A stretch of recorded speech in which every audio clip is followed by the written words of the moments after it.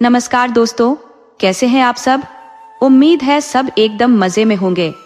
आज मैं आपके लिए एक ऐसी कहानी लेकर आई हूँ जिसमें एक राजकुमारी अपनी नासमझी में अपने ही पति पर शक कर बैठती है और फिर उसे वापस पाने के लिए उसे क्या क्या नहीं करना पड़ता। इस कहानी में आपको प्यार, जुदाई, रहस्य और एक चतुर किसान की समझदारी देखने को मिलेगी, तो कहानी को आखिर तक जरूर सुनिएगा। और हाँ, अगर आप हमारे इस प्यारे से परिवार ममता हिंदी कहानियां चैनल्स में नए हैं तो चैनल को सब्सक्राइब करके घंटी जरूर बजा देना। वीडियो अच्छा लगे तो एक लाइक करना और अपने दोस्तों के साथ शेयर भी करना, और टिप्पणी में बताना मत भूलना कि कहानी का कौन सा हिस्सा आपके दिल को छू गया। तो चलिए अब कहानी में गोता लगाते हैं। बहुत पुराने समय की बात है। एक नगर था श्रवणपुर, जहां धर्मपाल नाम के एक राजा राज करते थे। वह बड़े ही धार्मिक और अपनी प्रजा का ख्याल रखने वाले राजा थे। इंसाफ करना तो राजा को बहुत पसंद था। वह किसी के साथ कोई नाइंसाफी नहीं करते थे।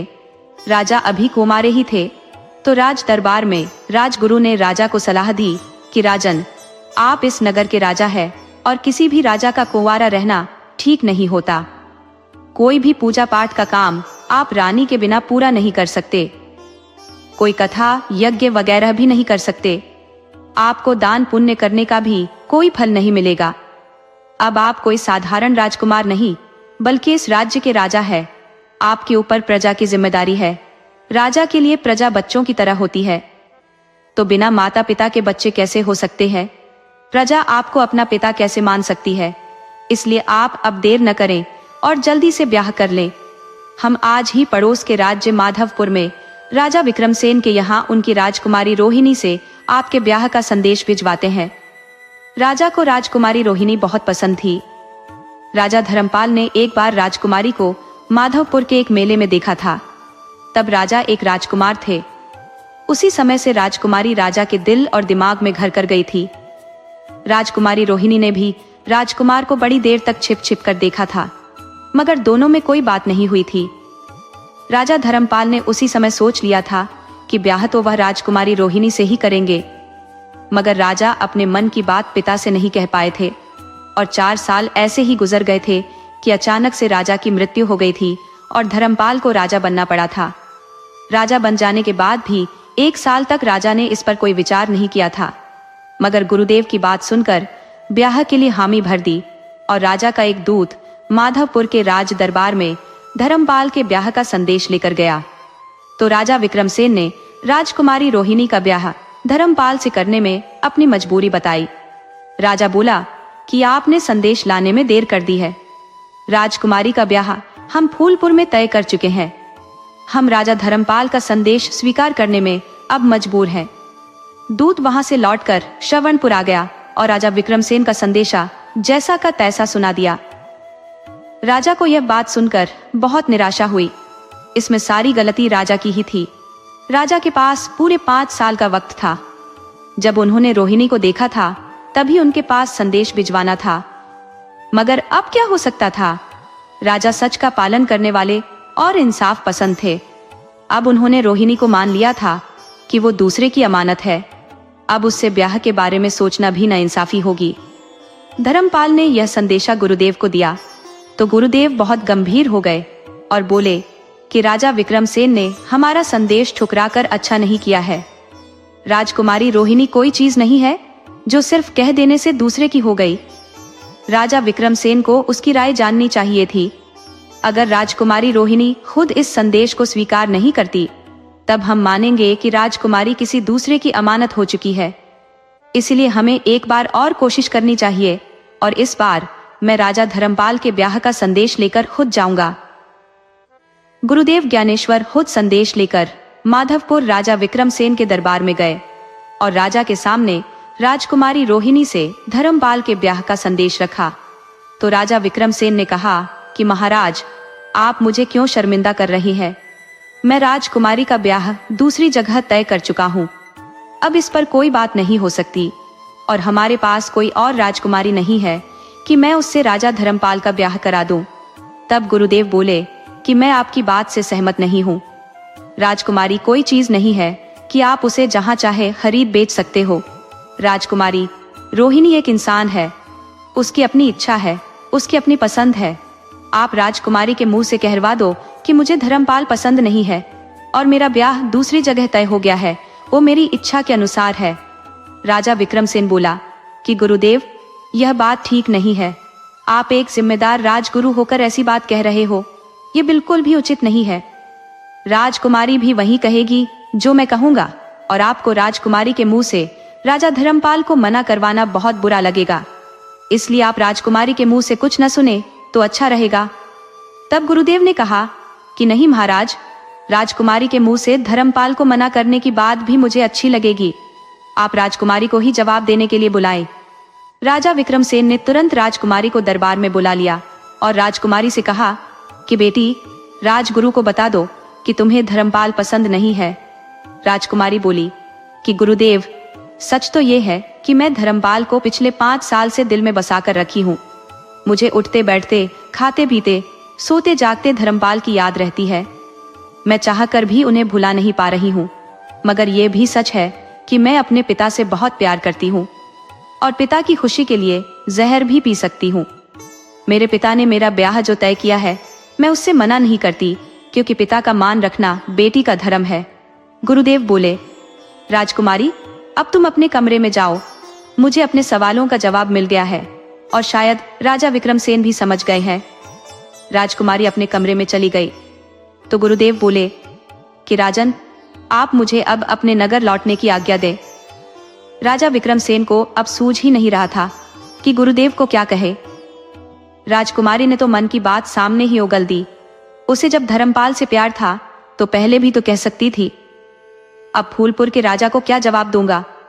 अगर राजकुमारी का ब्याह फूलपुर में करता हूं तो राजकुमारी के साथ नाइंसाफी होगी, और धर्मपाल से करता हूं तो मेरा अपमान होगा। राजा बहुत उलझन में पड़ गया और बोला कि गुरुदेव, आप आज की रात मेरे दरबार में ठहरे। मैं बहुत मुश्किल में फंस गया हूँ। मुझे कुछ समझ नहीं आ रहा है कि क्या करूं। मैं अपनी रानी से सलाह करने के बाद ही किसी नतीजे पर पहुंचूंगा कि हमें क्या करना है। तब तक आप आराम गृह में आराम करें। राजा रानी के पास गया और राजकुमारी की सारी हालत समझाई कि हम राजकुमारी का ब्याह कहीं और तय कर चुके हैं और राजकुमारी का मन कहीं और जा बसा है। अब हम क्या करें? रानी बोली कि आप राजकुमारी को सुखी देखना चाहते हो तो राजकुमारी की इच्छा के अनुसार ही उसका ब्याह करो। राजा बोला कि मैं राजकुमारी का ब्याह तय कर चुका हूँ, फिर फूलपुर वालों को क्या जवाब दूंगा? रानी बोली कि आप राजकुमारी को धर्मपाल के गुरुदेव के साथ ही उसके महल में भेज दो। धर्मपाल अपने महल में ही इससे ब्याह कर ले। कुछ साल तक राजकुमारी गुमनाम बनकर श्रवणपुर में रहे और फिर फूलपुर में दूत भेजकर संदेशा भिजवा दो कि राजकुमारी का निधन हो गया। उसको जंगल में बाघ मारकर खा गया। ये तब हुआ जब राजकुमारी जंगल में शिकार करने गई थी। अब आपके पास बस यही एक रास्ता है। राजा को रानी की बात जंच गई तो वह गुरुदेव से अपना विचार बताया। गुरुदेव बोले कि राजन, आपने जो विचार किया है बहुत उत्तम है। आप इस तरह किसी को नाराज नहीं करोगे। फूलपुर वाले भी इसे एक दुर्घटना मानकर रह जाएंगे। गुरुदेव सुबह के वक्त ही राजकुमारी रोहिणी को लेकर श्रवणपुर के लिए चल पड़े। राजा ने गुप्त रूप से रथ के जरिए दोनों को श्रवणपुर भिजवा दिया। राजा धर्मपाल अपने दरबार में रोहिणी को देखकर हैरान रह गया। उसे तो विश्वास ही नहीं हो रहा था कि रोहिणी उसके दरबार में आ गई है। तब गुरुदेव ने समझाया कि राजकुमारी को अपने रनिवास में रखो और इससे तुरंत ब्याह कर लो। रानी का नाम भी बदल डालो। रानी का आज से नाम सुनैना रहेगा। गुरुदेव ने राजा को सारी बात बताई तो राजा हैरान हुआ और बोला कि गुरुदेव, यह तो सरासर किसी के साथ धोखा होगा। गुरुदेव बोले, नहीं, अपने प्यार को जानबूझकर खो देना अपने आप के साथ सबसे बड़ा धोखा है। और फिर राजकुमारी का ब्याह अभी नहीं हुआ था। लड़के लड़की के ब्याह के लिए 10 जगह रिश्ते देखे जाते हैं, मगर ब्याह किसी एक जगह ही होता है और जब तक 7 फेरे नहीं लग जाते तब तक ब्याह को मान्यता नहीं मिलती। अब आप दोनों राजा रानी हो और अपने मन में कोई हीन भावना लाने के बजाय गर्व करो कि सुनैना तुम्हारी रानी है। अब आप रोहिणी नाम भूल जाओ। राजा रानी के साथ रहने लगा। रानी अपना प्यार पाकर बहुत खुश थी तो राजा भी अपना प्यार पा गया था। ऐसे दोनों कभी मिले नहीं थे, सिर्फ एक बार एक दूसरे को देखे थे तो राजा रानी के बारे में कुछ नहीं जानता था, परंतु राजा को रानी से मिलकर बहुत खुशी हुई थी। संयोग से उसकी रानी भी राजा की तरह ही धर्मपरायण थी। राजा का लगाव प्रजा से ज्यादा था, तो रानी भी प्रजा की स्त्रियों से लगाव रखती थी। दोनों अपनी प्रजा से बहुत प्यार करते थे। प्रजा भी राजा रानी के व्यवहार से बहुत खुश थी। इस तरह खुशी खुशी राजा रानी का दिन गुजरने लगा। राजा ने महल में बहुत से धार्मिक आयोजन किए तो एक बड़ा यज्ञ भी करा डाला। बहुत सा धन गरीब लोगों, याचकों और ब्राह्मणों में बांटा। इस तरह देखते देखते 10 साल गुजर गए। राजा को लगा कि अभी तो कल ही की बात है, मगर रानी को ख्याल था कि हमारे ब्याह को 10 साल हो गए हैं। रानी को इस बात की चिंता खाई जा रही थी कि उनकी कोई संतान पैदा नहीं हुई है। रानी अच्छी तरह ये बात जानती थी कि राजा संतान के लिए दूसरा ब्याह नहीं कर सकता, क्योंकि रानी ने खुद ही ब्याह के समय राजा से संकल्प देकर वचन ले लिया था कि जब तक रानी जिंदा रहेगी राजा दूसरा ब्याह नहीं करेगा। मगर रानी अब अपनी बात में खुद उलझ गई थी। रानी का भी प्रजा के प्रति उत्तरदायित्व था कि वह एक राजकुमार पैदा करे, इस राज्य के लिए कम से कम एक वारिस दे। रानी ने अपनी चिंता जाहिर की कि हमें अब हर हाल में एक संतान पैदा कर लेनी चाहिए। राजा रानी से बोला कि अभी इतनी क्या जल्दी है। तब रानी बोली कि मैं आपकी मन की दशा को समझ रही हूँ। आप हमारे प्रेम में अपना उत्तरदायित्व भूल गए हो। हमारे ब्याह को 10 साल हो गए हैं, मगर आपको यह बात कल की बात लग रही है। राजा को जैसे नींद से जगाया गया हो। बोला, रानी सचमुच मुझे लगा था कि कल की बात है। राजा रानी से बोला कि मैं जंगल के महात्मा से मिलता हूँ। राजा जंगल में गया भी और महात्मा से मिला भी, परंतु महात्मा ने बताया कि राजन, तुम दोनों के इस जन्म में कोई पुत्र नहीं होने वाला। अच्छा होगा राजा दूसरा ब्याह कर ले। राजा रानी के वचनों से बंधा था, सो वापस लौट आया और यह बात रानी से नहीं बताई। लेकिन रानी ने राजा की मन की स्थिति को भांप लिया और निराश हो राजा से कह दिया कि मैं आपको अपने वचनों से मुक्त करती हूँ। महाराज, आप दूसरा ब्याह कर सकते हो। परंतु राजा ने रानी से कहा कि नहीं, मैं ऐसा नहीं कर सकता। आप नहीं जानती कि मैं आपसे कितना प्यार करता हूँ, और मैं आपकी खुशी के लिए नहीं बल्कि अपनी खुशी के लिए वचन दिया था। और फिर वचन देना या लेना कोई खेल तमाशा नहीं कि जब जी चाहा वचन दे दिया और जब चाहा वापस ले लिया।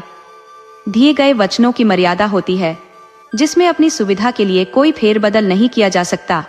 उसे जिंदगी भर निभाना पड़ता है। रानी राजा से वचन लेकर खुद भी फंस गई थी। रानी की नजर में एक मौसेरी बहन थी। चाहती थी कि राजा का ब्याह उसी से करा दे, परंतु राजा संतान के लिए कोई दूसरा ब्याह नहीं करना चाहता था। राजा के साफ मना कर जाने से रानी दुखी रहने लगी। राजा ने रानी को समझाया कि आप दुखी क्यों हो? पुत्र मिलना भगवान के बस में है। भगवान ने चाहा तो हमें पुत्र हो जाएगा। रानी राजा की बात को समझती थी कि राजा मेरे को बहलाने के लिए कह रहे हैं।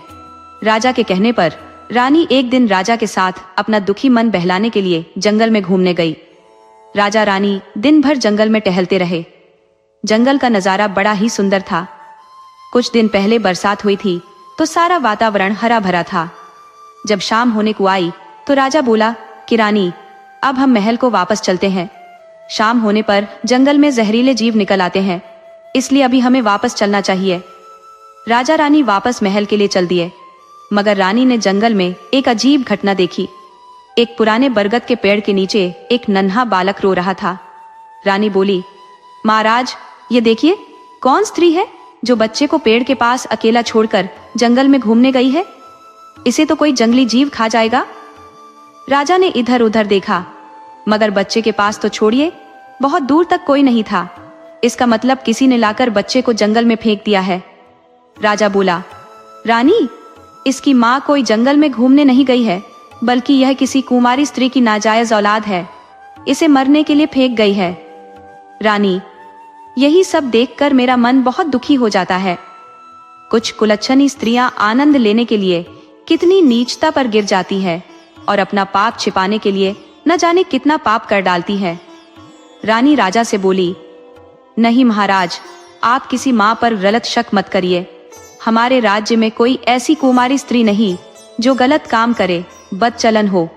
और कोई भी ब्याही हुई स्त्री इतनी निर्दयी नहीं हो सकती कि अपने बच्चे को अपने से अलग कर सके।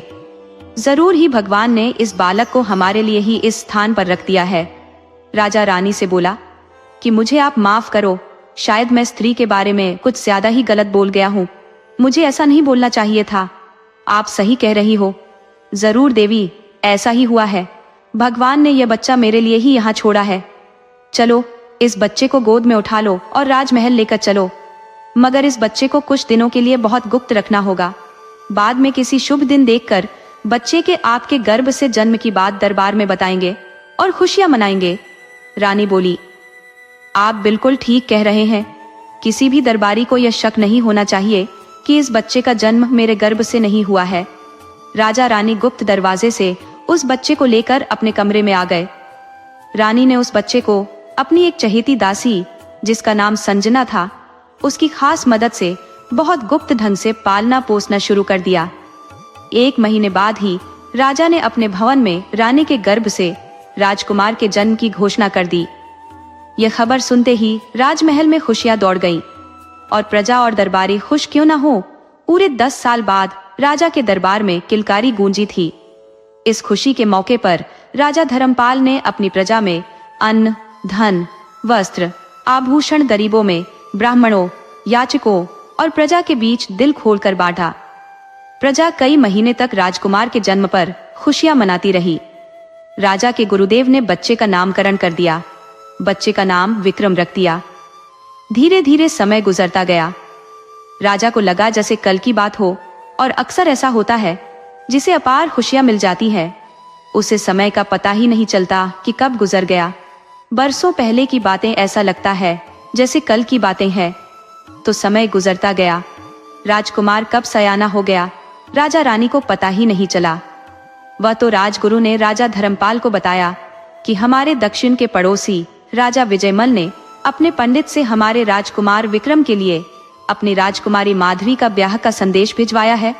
राजा बोला, गुरुदेव, अब भी हमारा राजकुमार बच्चा है, हम उसकी 16 साल की राजकुमारी से ब्याह कैसे कर सकते हैं। तब राजगुरु ने बताया कि राजन, आप समय की गति को भूल गए हो। हमारा राजकुमार भी 16 साल का हो चुका है और राजकुमारी के लिए सबसे ठीक है। जिस तरह हमारा राजकुमार दरबार के लिए दिन के उजाले की तरह है, उसी तरह राजकुमारी भी चांदनी की तरह ठंडक प्रदान करने वाली है। इस वक्त हजारों राजकुमारियों में माधवी एक अलग किस्म की राजकुमारी है। वो सभी राजकुमारियों में सबसे सुंदर और सबसे गुण वाली है। वह 16 कलाओं से भरी पूरी है। आप इस ब्याह के संदेश को स्वीकार करें। राजा अपने राजगुरु की बहुत इज्जत करता था, उनकी हर बात स्वीकार कर लेता था। राजा ने तुरंत राजकुमार के ब्याह के संदेश को स्वीकार कर लिया, लेकिन राजकुमार ने इस ब्याह को अस्वीकार कर दिया कि मुझे ब्याह नहीं करना। तब गुरुदेव ने समझाया कि तुम अपने पिता की तरह ही मूर्खता भरी बातें कर रहे हो। तुम्हें माधवी जैसी राजकुमारी दूसरी नहीं मिलने वाली। हम इस ब्याह को अस्वीकार नहीं कर सकते। हाँ, जहां तक रही तुम्हें राजकुमारी को पसंद करने की बात, तो हम राजा विजयमल से कहेंगे कि एक बार राजकुमार को राजकुमारी से बात करने का मौका दे कि दोनों एक दूसरे को समझ सके। ये खबर राजा विजयमल को गई तो वह खुशी खुशी तैयार हो गया। उसने दूत से खबर भिजवाई कि राजकुमार विक्रम राजकुमारी से हमारे बाग में मिल सकते हैं। ये तो अच्छी बात होगी कि दोनों एक दूसरे को समझ ले। इस तरह राजकुमार विक्रम राजकुमारी माधवी से मिलने चला गया। जब राजकुमार ने माधवी को देखा तो देखता रह गया। सचमुच माधवी अद्वितीय थी, तो राजकुमार विक्रम भी सोने जैसा चमक रहा था। राजकुमारी माधवी भी उसे देखकर निहाल हो गई। दोनों की जब आंखें मिली, फिर दोनों में बातें हुई। 1 घंटे की बातचीत में ही दोनों एक दूसरे से अलग नहीं होना चाहते थे। तो राजा विजय ने दोनों का ब्याह करा दिया। आए राजकुमार को राजकुमारी के साथ रहने की आज्ञा दे दी। फिर राजा धर्मपाल को संदेशा भिजवाया कि राजा सम्मान के साथ अपने बेटे बहू को ले जाए। राजा धर्मपाल समझ गए कि बेटे को राजकुमारी बहुत पसंद आ गई है, तो वो दूसरे दिन ही राजकुमार और उसकी पत्नी को ले आया। उधर राजकुमार बहुत खूबसूरत पत्नी पाकर फूला नहीं समा रहा था। वो अब महल में पत्नी के साथ खुशी खुशी रहने लगा। इस तरह दोनों प्रेम प्यार में इस कदर डूब गए कि 1 साल कैसे गुजर गया पता ही नहीं चला। राजकुमार कभी कभी अपनी पत्नी से दूर हो पाता था तो माधवी उस वक्त उदास हो जाती थी। अपनी अकेलापन दूर करने के लिए अपनी दासी चंपा को सखी बना ली थी। एक दिन वह दासी चंपा से बात कर रही थी कि हम 3 बहनें हैं। मुझसे 2 बड़ी बहनें कुलीन राजकुमारों से ब्याही गई हैं। मुझे ही देख लो, सबसे कुलीन राजा धर्मपाल की बहू हूँ। चंपा, तुमने भी सुना होगा और मैंने भी सुन रखा है कि पड़ोस की कई राजकुमारियों के बारे में कि जंगल में घूमने गई, मेले में घूमने गई, मंदिर में गई और किसी ऐरे गैरे से ब्याह रचा लिया।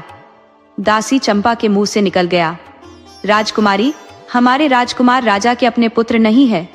आप किसी दिन उनसे पूछ लेना, मगर जब भी पूछना अपनी कसम देकर पूछना।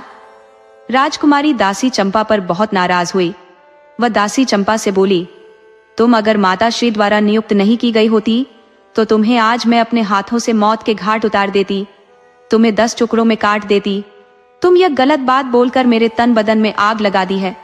मैं तुम्हें नहीं छोड़ने वाली, परंतु तुम्हारी इस गुस्ताखी के लिए सजा अवश्य दूंगी।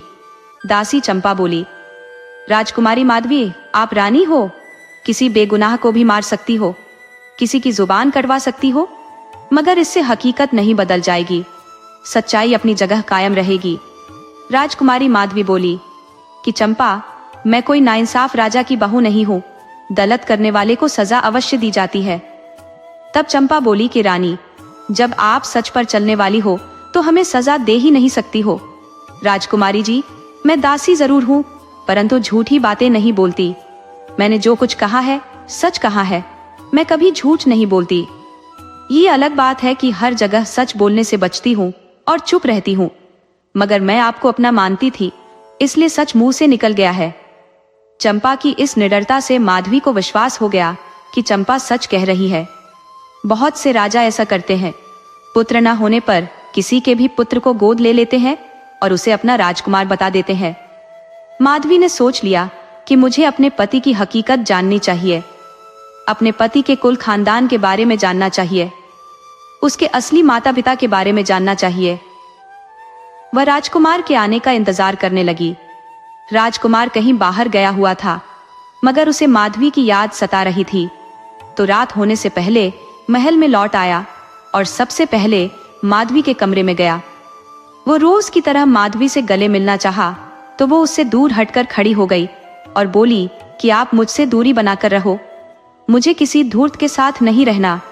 आप मेरे साथ बहुत बड़ा धोखा किए हो, मुझे आपने भयंकर अंधेरे में रखा है। राजकुमार बोला, माधवी, मैं भला तुम्हें धोखा दे सकता हूँ? मैं तो तुमसे इतना बेपनाह प्यार करता हूँ कि तुम्हारे बगैर जीने का सोच ही नहीं सकता। आप बताओ तो सही कि कौन सी गलती मुझसे हो गई है। तब माधवी बोली, आप पहले मेरे सिर पर हाथ रखकर कसम खाओ कि मुझसे झूठ नहीं बोलोगे। राजकुमार विक्रम बोला कि राजकुमारी माधवी, तुम मेरी जान हो, मैं तुझे अपने से अलग मानता ही नहीं हूँ, तो खुद से झूठ कैसे बोलूंगा। मैं बिना कसम खाए भी आपसे झूठ नहीं बोलने वाला। माधवी बोली कि ज्यादा चापलूसी मत दिखाओ, मर्दों में यही तो सबसे बड़ा एक दोष है कि स्त्री से अपना काम निकालने के लिए झूठे मूठे प्यार दिखाते हैं। मैं आप पर विश्वास नहीं करती, आप मेरे सिर पर हाथ रखकर कसम खाओ।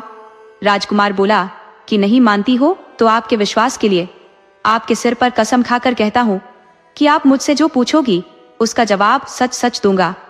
राजकुमारी ने पूछा, आप किसके बेटे हो? आपका कुल खानदान कौन सा है? आपके असली माता पिता कौन है? इतना सुनते ही राजकुमार बहुत मुश्किल में पड़ गया। उसे सर्द रात में पसीने छूटने लगे, परंतु अपने को संभालते हुए बोला, राजकुमारी, आप भी जानती हो कि आप राजा विजयमल की पुत्री हो, परंतु आपने अपने आप को उनके यहाँ जन्म लेते नहीं देखा है, सिर्फ सुना है और उसे ही सच मानकर चलती हो, क्योंकि आपको अपने माता पिता पर यकीन है कि वो अपने पुत्र या पुत्री से गलत नहीं बताएंगे। प्रजा या दरबारी झूठ नहीं बोलते। मैंने अपने माता पिता, गुरुजन और दरबारियों से बस यही सुना है कि मैं राजा धर्मपाल का पुत्र हूँ। मेरी माँ सुनैना है। अगर आपको जरा भी शक है तो इसकी सच्चाई का सबूत सिर्फ मेरे माता पिता दे सकते हैं। राजकुमारी माधवी बोली, मत भूलिए कि आपने मेरे सिर पर हाथ रखा है। आप मुझसे सच नहीं बोल रहे, बल्कि तर्क देकर अपनी झूठी बात छिपाने की कोशिश कर रहे हो। आपको अपने जन्म और माता पिता के बारे में पता है, मगर इसके पीछे कोई रहस्य है जो मुझसे छिपा रहे हो। आप नहीं बताना चाहते तो कोई बात नहीं, परंतु आप भी कान खोलकर सुन लीजिए कि मेरे प्यार के लिए तरस जाओगे।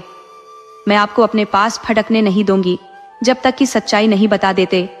मुझे नहीं पता था कि मेरा पति एक नाजायज औलाद है। मैं किसी नाजायज की पत्नी होने से अच्छा अन्न जल का त्याग कर अपनी जान दे दूंगी और ये काम अभी से शुरू करूंगी। राजकुमार बोला, माधवी, मैं आपसे बहुत प्रेम करता हूँ, आपसे कोई बात नहीं छिपा रहा। शायद किसी ने आपको मेरे खिलाफ भड़काया है और आप उसकी बेसिर पैर की बात मानकर मुझसे उल्टी सीधी बातें कर रही हो। माधवी बोली, मुझे किसी ने नहीं भड़काया है और आप बार बार प्रेम प्यार की बात कर रहे हो तो मैं यह जानती हूँ। आप मुझसे कोई प्रेम नहीं करते हो। आपका प्रेम सिर्फ धोखा है, प्यार नहीं। आप सिर्फ अपनी हवस मिटाने के लिए प्यार करते हो। आपको जरा भी सच्चा प्रेम होता तो बिना देर किए मेरी बातों का जवाब दे देते। कोई भी सच्चा प्रेमी पत्नी से राज नहीं छिपाता। राजकुमार स्त्री की बातों में उलझना ठीक नहीं समझा। वो चुपचाप सो गया, यह सोचकर कि नादान है, अभी इसके दिमाग में उल्टी बातें चल रही हैं। दिमाग शांत होने पर सामान्य हो जाएगी। परंतु माधवी को तो जैसे कोई भूत सवार हो गया था। उसने सचमुच खाना पानी छोड़ दिया, साज श्रृंगार छोड़ दिया, नहाना छोड़ दिया। उसे बिना खाना खाए 3 दिन बीत गए। तब राजकुमार से रहा नहीं गया, वो बेचैन हो उठा। वो माधवी से बोला कि मुझे तुम्हारी दशा देखी नहीं जाती। मैं आज सब कुछ सच सच बता दूंगा, परंतु तुम खाना खा लो।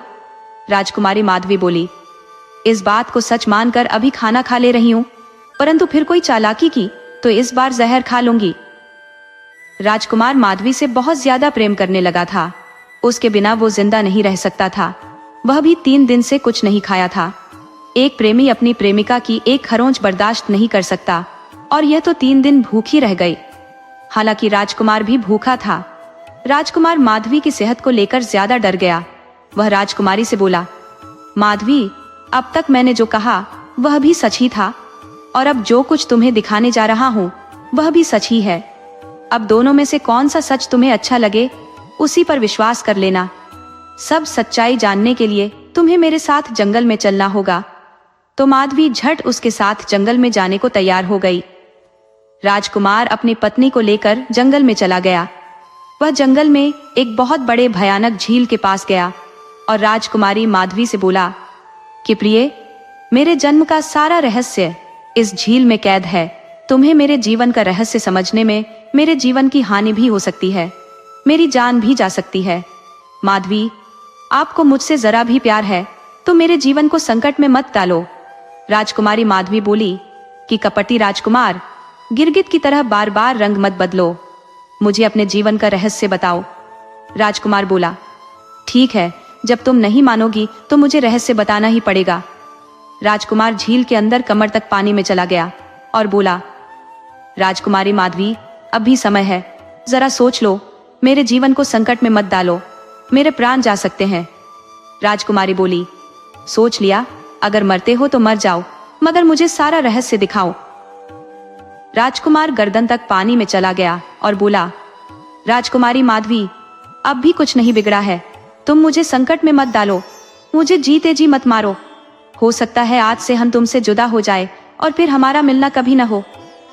राजकुमारी बोली, नाटक मत करो, चुपचाप अपने जीवन का रहस्य बताओ। हमें तुम्हारी जुदाई भी मंजूर है, परंतु तुम्हारे जीवन का रहस्य जरूर देखूंगी। राजकुमार समझ गया कि माधवी मुझसे कोई प्रेम नहीं करती है। मेरा प्रेम एक तरफा है।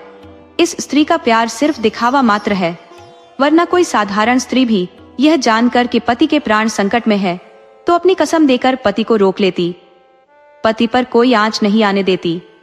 इस कुल्लटा स्त्री से तो साधारण स्त्रियां लाख दर्जे अच्छी है, जो अपने पति के लिए मर मिटने को तैयार रहती है। और ये स्त्री कहने को तो राजकुमारी है, मेरी पत्नी है, मगर यह कुल्लटा मेरे जान के पीछे पड़ी हुई है। शायद मैं इसके रास्ते का कोई कांटा हूं, मुझे मिटाकर बाहर लूटना चाहती है। राजकुमार बहुत दुखी होकर झील में डुबकी लगा दिया। उसके डुबकी लगाए घंटों बीत गए, राजकुमार बाहर नहीं आया। तब राजकुमारी माधवी के पास खड़े एक अंगरक्षक ने कहा, रानी जी, हमें लगता है राजकुमार पानी में डूब चुके हैं। भला कोई आदमी इतनी देर तक पानी में डूबा रह सकता है? राजकुमारी माधवी बोली, अब लग तो मुझे भी रहा है कि अब वे सचमुच हमें अकेली छोड़ दुनिया छोड़ चुके हैं। जरूर ही डूब कर मर गए हैं और उनकी मृत्यु की गुनहगार मैं खुद हूँ। अब वह छाती पीट कर रोने लगी और रोते हुए सैनिक से बोली कि सैनिक, तुम राज दरबार जाओ और राजा को खबर करो कि राजकुमार झील में डूब गए हैं। सैनिक भागकर राजा के पास राज दरबार में आया और खबर राज दरबार में सुनाई कि राजकुमार रानी माधवी के कहने से झील में डूब गए हैं। ये खबर सुनते ही महल में चारों तरफ हाहाकार मच गया। पहले तो राजा धर्मपाल खबर सुनते ही सुध बुध खो बैठे, परंतु अगले ही पल मंत्री को आदेश दिए कि गोताखोर और जाल लेकर उस झील के पास जाइए और झील से राजकुमार की लाश निकालकर ले आइए। हमने सुना है डूबने के बाद भी बहुत समय तक आदमी जिंदा रहता है। वैद्यराज को भी साथ लेते जाओ। मंत्री राजा का आदेश पाते ही झील के पास गया। मंत्री ने झील को 10 बार जाल से छान मारा। गोताखोरों ने चप्पे चप्पे छान मारे, परंतु राजकुमार की लाश नहीं मिली। मगर 2 दिनों तक कोशिश चलती रही। जब 2 दिन बाद भी लाश नहीं मिली तो राजा को वह अभियान रुकवाना पड़ा। राजा यह मानकर चलने लगे कि राजकुमार अभी मरे नहीं है। वह पत्नी से नाराज होकर किसी तरह कहीं चले गए हैं। उनका जीवन ही रहस्यों से भरा है। वह एक रहस्यमयी इंसान है। वह इस तरह साधारण मौत नहीं मर सकते। राजा रानी अपनी बहू माधवी को लेकर राजमहल लौट आए और माधवी को समझाया कि तुम्हें राजकुमार से कोई गलत सवाल नहीं पूछना था। जो कुछ जानना था हम खुद बता देते। अब राजकुमार की तलाश करो और इंतजार करो। राजा की बातों से माधवी को विश्वास हो गया कि उसका पति रहस्यमयी आदमी है। जरूर ही वह झील में घुसते वक्त मेरी आंखों को धोखा देकर मुझसे नाराज हो कहीं चला गया है। मुझसे भी बहुत बड़ी गलती हुई है। मुझे अपने पति की पिछली जिंदगी में नहीं झांकना चाहिए था। किसी भी स्त्री को अपने पति के साथ जिंदगी की शुरुआत करते वक्त उसके साथ बिताई जिंदगी से ही सिर्फ मतलब रखना चाहिए। उसके बीते दिनों से फिर क्या मतलब? माधवी अपनी करनी पर सिर धुनकर पछता रही थी। पता नहीं एक चंपा की बातों में कैसे आ गई। उसके भड़का देने से मैं भड़क गई। वो अपनी मूर्खता पर पछता रही थी। अपने पति पर शक कर बैठी थी, जबकि मेरे पति ने बार बार मुझे रोकने की कोशिश की थी। पति ने बिल्कुल सच कहा था कि अपने जन्म के बारे में कोई नहीं जानता, सिर्फ उसके माता पिता जानते हैं। मैं खुद कहाँ देखी हूँ कि मैं अपने पिता विजयमल की बेटी हूँ या किसी और की हूँ। मुझसे तो जो माता पिता ने कहा वही मैं मान गई हूँ और वही हर कोई मानता है। जिंदगी के नियम और सिद्धांत भी यही है, परंतु अब मुझसे बड़ी मूर्ख कोई स्त्री हो ही नहीं सकती। बहुत सोच विचार कर वह इस नतीजे पर पहुंची कि उसका पति जिंदा है और भेष बदलकर अपने राज्य में कहीं पड़ा हुआ है। उसने उसे ढूंढने की एक तरकीब निकाली। उसने अपने ससुर से कहकर पूरे राज्य में ढिंढोरा पिटवा दिया कि जो कोई व्यक्ति किसी रहस्यमयी आदमी की सच्ची और ताजा घटना आकर राज दरबार में बताएगा, उसे रोज उचित इनाम दिया जाएगा। अब राजा के दरबार में रोज कुछ न कुछ जानकारी लेकर लोग हर दिन आते और माधवी को उसकी जानकारी देते, मगर उनकी बातों से राजकुमार का कोई संबंध नहीं होता। माधवी ने सोचा, हमारी यह तरकीब ही काम नहीं आ रही, अब इस तरकीब को बंद कर देना चाहिए। फिर सोची, एक दिन और सुन लेती हूँ, उसके बाद नगर में ढिंढोरा पीट दिया जाएगा कि अब यह काम बंद हो चुका है। उधर एक गरीब किसान रामलाल गरीबी से परेशान होकर नगर में काम ढूंढने आ रहा था। रास्ते में उसे जंगल पार करना था। वह जंगल पार करने के लिए पूरी ताकत लगाकर चला, फिर भी जंगल पार नहीं कर सका। उसे बीच जंगल में ही रात हो गई। जंगली जानवरों की डरावनी आवाज उसे डराने लगी। वो बहुत डर गया। उसे डर के मारे कुछ सूझ ही नहीं रहा था कि आखिर अब इस भयानक जंगल में क्या करे। मनुष्य जब हालातों से हार मानकर बैठ जाता है तब तो उसकी हार पक्की हो जाती है, परंतु जब वह हालातों से मुकाबला करने के लिए कमर कस लेता है तो उल्टे हालात उसके अनुकूल हो जाते हैं।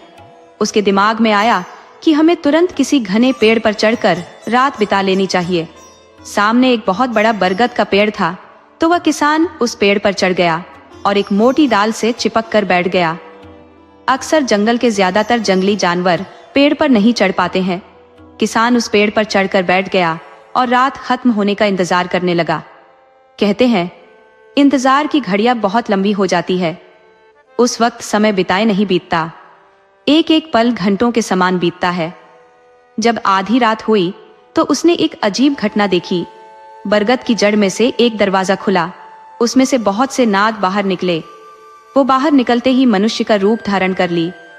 उस दरवाजे से एक ऐसा भी नाग आया कि जिसका शरीर तो नाग का था, परंतु मुंह आदमी का था। सभी ने पेड़ के नीचे एक सभा की। उसमें से एक आदमी राजा महाराजा की तरह लग रहा था। वह दूसरों को संबोधित कर कहा कि हमारा राजकुमार 20 बरस तक कहीं गायब था। अभी कुछ दिन पहले हमें एक झील में मिला था। वह एक श्राप के कारण आधा आदमी और आधा सर्प बना हुआ है, परंतु अगली अमावस की रात को पूरी तरह से सर्प बन जाएगा और इच्छा के अनुसार शरीर धारण कर सकेगा। हम अगली अमावस की रात उसके ब्याह के बारे में बात करेंगे और उसके अगली अमावस को राजकुमार का ब्याह कर देंगे। और बहुत सारे मुद्दों पर बात कर सभी नाग उसी दरवाजे से अंदर चले गए। आखिरी में वह नाग जो आधा मनुष्य और उसका आधा शरीर नाग का था, वह पेड़ के पास बैठकर बहुत रोया। वह बार बार माधवी, हाय माधवी, किसी स्त्री का नाम ले लेकर दहाड़े मारकर रो रहा था। उसके बाद वह भी उस दरवाजे से अंदर चला गया। उसके अंदर जाते ही वहां की जमीन पहले जैसी सख्त हो गई। अब कोई कह ही नहीं सकता था कि यहाँ कोई दरवाजा भी हो सकता है। अगर कोई कह भी देता तो सब उसे पागल समझते। वो आदमी सुबह में पेड़ से उतरा। उसने सुन रखा था कि नगर के राजा की बहू नई और सच्ची कहानी सुनाने वाले को बहुत पैसा देती है। उसने बिना देर किए राज दरबार पहुंच गया। वो राजा की पुत्रवधू से बोला कि मैं आज आंखों देखी ऐसी कहानी सुनाऊंगा कि आज तक न तो ऐसी कहानी किसी ने सुनी होगी न किसी ने देखी होगी। राजा की पुत्रवधू माधवी बोली, किसान तुम जल्दी अपनी कहानी सुनाओ। तब किसान ने बताया कि मैं गांव से आ रहा था, मुझे जंगल में ही रात हो गई तो एक बरगद के पेड़ पर चढ़ गया और जो देखा उसके आगे का हाल ध्यान से सुनिए। जब आधी रात हुई तो मैंने एक अजीब घटना देखी। बरगद की जड़ में से एक दरवाजा खुला, उसमें से बहुत से नाग बाहर निकले। वह नाग बाहर निकलते ही मनुष्य का रूप धारण कर लिया। उस दरवाजे से एक ऐसा भी नाग आया कि जिसका शरीर तो नाग का था, परंतु मुंह आदमी का था। सभी ने पेड़ के नीचे एक सभा की। उसमें से एक आदमी राजा महाराजा की तरह लग रहा था। वह दूसरों को संबोधित कर कहा कि हमारा राजकुमार 20 बरस तक कहीं गायब था। अभी कुछ दिन पहले हमें एक झील में मिला था। वह एक श्राप के कारण आधा आदमी और आधा सर्प बना हुआ है, परंतु अगली अमावस की रात को पूरी तरह से सर्प बन जाएगा और इच्छा के अनुसार शरीर धारण कर सकेगा। हम अगली अमावस की रात उसके ब्याह के बारे में बात करेंगे और उसके अगली अमावस को राजकुमार का ब्याह कर देंगे। और बहुत सारे मुद्दों पर बात कर सभी नाग उसी दरवाजे से अंदर चले गए। आखिरी में वह नाग जो आधा मनुष्य और उसका आधा शरीर नाग का था, वह पेड़ के पास बैठकर बहुत रोया। वह बार बार माधवी नाम की किसी स्त्री का नाम ले लेकर दहाड़े मारकर रो रहा था। उसके बाद वह भी उस दरवाजे से अंदर चला गया। उसके अंदर जाते ही वहां की जमीन पहले जैसी सख्त हो गई। अब कोई कह ही नहीं सकता था कि यहाँ कोई दरवाजा भी हो सकता है। माधवी बोली, किसान अब आप 1 साल तक मेरे साथ ही रहोगे, तुम्हें कहीं और काम ढूंढने की जरूरत नहीं। आज मुझे उस पेड़ के पास घुमा लाओ, फिर आगे का तरीका आपको समझाऊंगी। आपको मैं इतना धन दे दूंगी कि आपकी आने वाली 7 पीढ़ियां बैठकर खाएंगी और आपको तो आज से ही कुछ नहीं करना पड़ेगा। आपके लिए रहने खाने और नौकर और आपकी सुरक्षा में 4 सैनिक लगा देती हूँ। आप जहां भी जाएंगे रथ पर बैठकर जाएंगे। किसान बहुत खुश हुआ। उसने ऐसी सुविधा जिंदगी में कहीं नहीं देखी थी। उसने तो कभी राज दरबार भी नहीं देखा था। उसने कभी अच्छा खाना भी नहीं खाया था। वह दोपहर में राजा की पुत्रवधू माधवी को उस बरगद के पेड़ के पास घुमा लाया। माधवी अमावस आने का इंतजार करने लगी। 1 महीने बाद अमावस की तिथि आ गई। रात में चुपके से माधवी उस किसान के साथ जाकर उस पेड़ पर चढ़ गई और पेड़ के पत्तों में छिपकर बैठ गई। जब आधी रात हुई तो माधवी ने देखा कि पेड़ की जड़ में एक दरवाजा खुला। उसमें से बहुत से नाग बाहर निकले और बाहर आते ही मनुष्य का रूप धारण कर लिया। सबसे अंत में वह नाग आया जो उसका पति था। वह आधा नाग और आधा मनुष्य था। नाग की सभा शुरू हुई। कुछ देर बाद माधवी ने देखा कि उसका पति अब पूरा मनुष्य बन चुका है। उसकी इच्छा हुई कि अभी पेड़ से कूदकर उससे लिपट जाऊं, परंतु ऐसा करने से किसान ने रोक लिया। वो इशारे में बोला, तुम खुद मरोगी और मुझे भी मरवाओगी, थोड़ा धीरज रखो और आगे का नजारा देखो। आखिरी में वह भी तुमसे मिलेगा जिसकी तुम्हें बहुत जरूरत है। सभा के आखिर में नाग के राजा ने घोषणा की कि अगली अमावस को राजकुमार का ब्याह होगा। आज की सभा यहीं खत्म की जाती है। वे दरवाजे से अंदर चले गए। आखिरी में माधवी का पति पेड़ की जड़ के पास आकर रोने लगा। तब किसान बोला, अब देर मत करो, अपने पति से तुरंत मिलो। माधवी रोते हुए नाग के कंधे पर हाथ रखी तो वह सिर उठाकर ऊपर देखा। सामने उसकी पत्नी थी। वह चाहता था कि उससे लिपटकर बहुत प्यार करूं, परंतु अब वह ऐसा नहीं कर सकता था। अब उसे नागों के नियम को मानना था। उसकी शादी अगली अमावस को थी। राजकुमारी उसे देखकर बहुत रोई और अपनी गलती के लिए उससे बार बार माफी मांग रही थी। तब उसका पति बोला, तुम वापस लौट जाओ, इस जन्म में हमारा मिलना अब नहीं हो सकता। तब राजकुमारी बोली, जब हमारा मिलना ही नहीं हो सकता तो हम जीकर क्या करेंगे? मैं इसी पेड़ की जड़ में सिर पटक कर अपनी जान दे दूंगी। तभी पेड़ से किसान उतरा और बोला, बेटा, ऐसी कोई समस्या नहीं जिसका समाधान ना हो। कोई तो ऐसा उपाय होगा जिससे तुम फिर से मिल सको। तब नाग बोला, राजकुमारी, तुम अगली अमावस को आना और सभा लगते ही मेरे पिता के सामने जाकर खड़ी हो जाना। तुम उनसे जरा भी नहीं डरना और सारी बात सच सच बता देना। इतना कहकर नाग दरवाजे से अंदर चला गया। दरवाजा अपने आप बंद हो गया। दूसरी अमावस को राजकुमारी फिर से उस किसान के साथ पेड़ पर जाकर बैठ गई। ज्यों ही सभा शुरू हुई, राजकुमारी पेड़ से उतरकर नागों के राजा के पास खड़ी हो गई। नागराज बोला, और स्त्री, तुम कौन हो और क्यों यहाँ आई हो? तुम्हें हमसे जरा भी डर नहीं लग रहा? माधवी बोली, महाराज, मैं आपकी पुत्रवधू हूँ। मेरा नाम माधवी है और किसी भी स्त्री को अपने ससुर से जरा भी डर नहीं लगता। आप खुद अपने पुत्र से पूछ सकते हैं कि मैं आपकी पुत्रवधू हूँ या नहीं। नागपुत्र ने भी हाँ में सिर हिला दिया। तो नागराज बहुत नाराज हुआ। उसने अपने बेटे को श्राप दे डाला कि जा, मनुष्य बनकर 100 साल तक इस स्त्री की गुलामी करो। अब तुम नागलोक में प्रवेश नहीं कर पाओगे, न ही इच्छा के अनुसार शरीर धारण कर सकोगे। तुम्हें मनुष्य बनकर ही रहना होगा। नाग का श्राप राजकुमारी माधवी के लिए वरदान बन गया था। उसे उसका पति वापस मिल गया। वो किसान के साथ अपने पति को लेकर राजभवन वापस आ गई। राजा अपने पुत्रवधू की चतुराई पर बहुत खुश था। उस किसान को राजा ने अपना खास मंत्री बना लिया। माधवी अब अपने पति को 1 मिनट के लिए नहीं छोड़ना चाहती थी। वो अपनी गलती पर बार बार रोए जा रही थी। तब राजकुमार बोला कि माधवी, जो हुआ सो अब बीत गया है। मैं उस बात के लिए दुखी नहीं हूँ, बल्कि मुझे तुझ पर गर्व है कि मुझे कितनी मुश्किल से निकाल कर लाई हो। मैं तेरे बगैर जिंदा ही नहीं रहता। तुम एक पतिव्रता स्त्री हो। मैंने तुझे बहुत गलत समझा, उसके लिए माफ करो। इस तरह राजकुमार अपने माता पिता और पत्नी माधवी के साथ खुशी खुशी रहने लगा। कहानी से ये सीख मिलती है कि शक और जिद बड़े से बड़े रिश्ते को भी खत्म कर सकते हैं। सुनी सुनाई बातों पर यकीन करने से पहले हमेशा सच्चाई जानने की कोशिश करनी चाहिए। विश्वास ही हर रिश्ते की जान होता है। अगर आपको हमारी कहानी अच्छी लगी हो तो हमारे चैनल को सब्सक्राइब करें, लाइक करें और टिप्पणी बक्से में राधे राधे जरूर लिखें।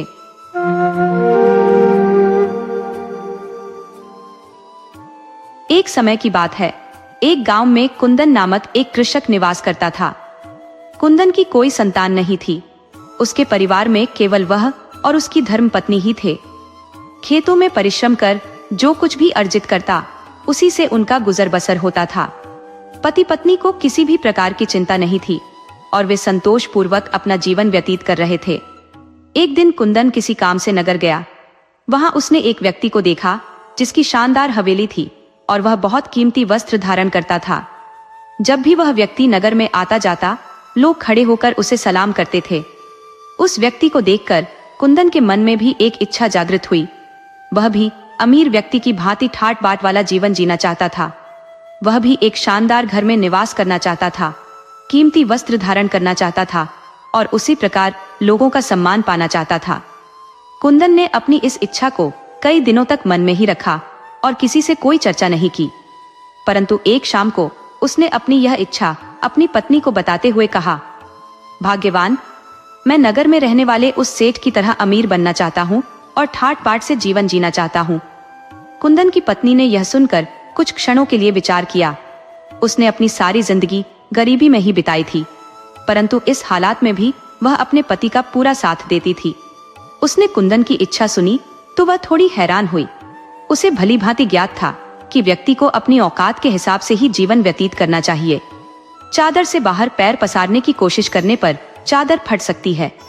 यह सोचकर कुंदन की पत्नी ने कहा, सुनिए जी, हमारा जीवन सही चल रहा है। ना हमें किसी का कर्ज देना है और ना ही हम किसी की नौकरी कर रहे हैं। हमें ईश्वर का धन्यवाद करना चाहिए जिसने हमें आत्मसम्मान के साथ जीवन जीने का अवसर प्रदान किया है। अपनी पत्नी की बात सुनकर कुंदन उस समय तो चुप हो गया, परंतु अमीर बनने की उसकी इच्छा दिन प्रतिदिन बढ़ती ही जा रही थी। रात के समय जब वह अपने बिस्तर पर लेटता तो शानदार हवेली और नौकर चाकरों के सपने देखता। उसकी पत्नी आराम से सो जाती, मगर कुंदन सारी रात करवटें बदलता रहता।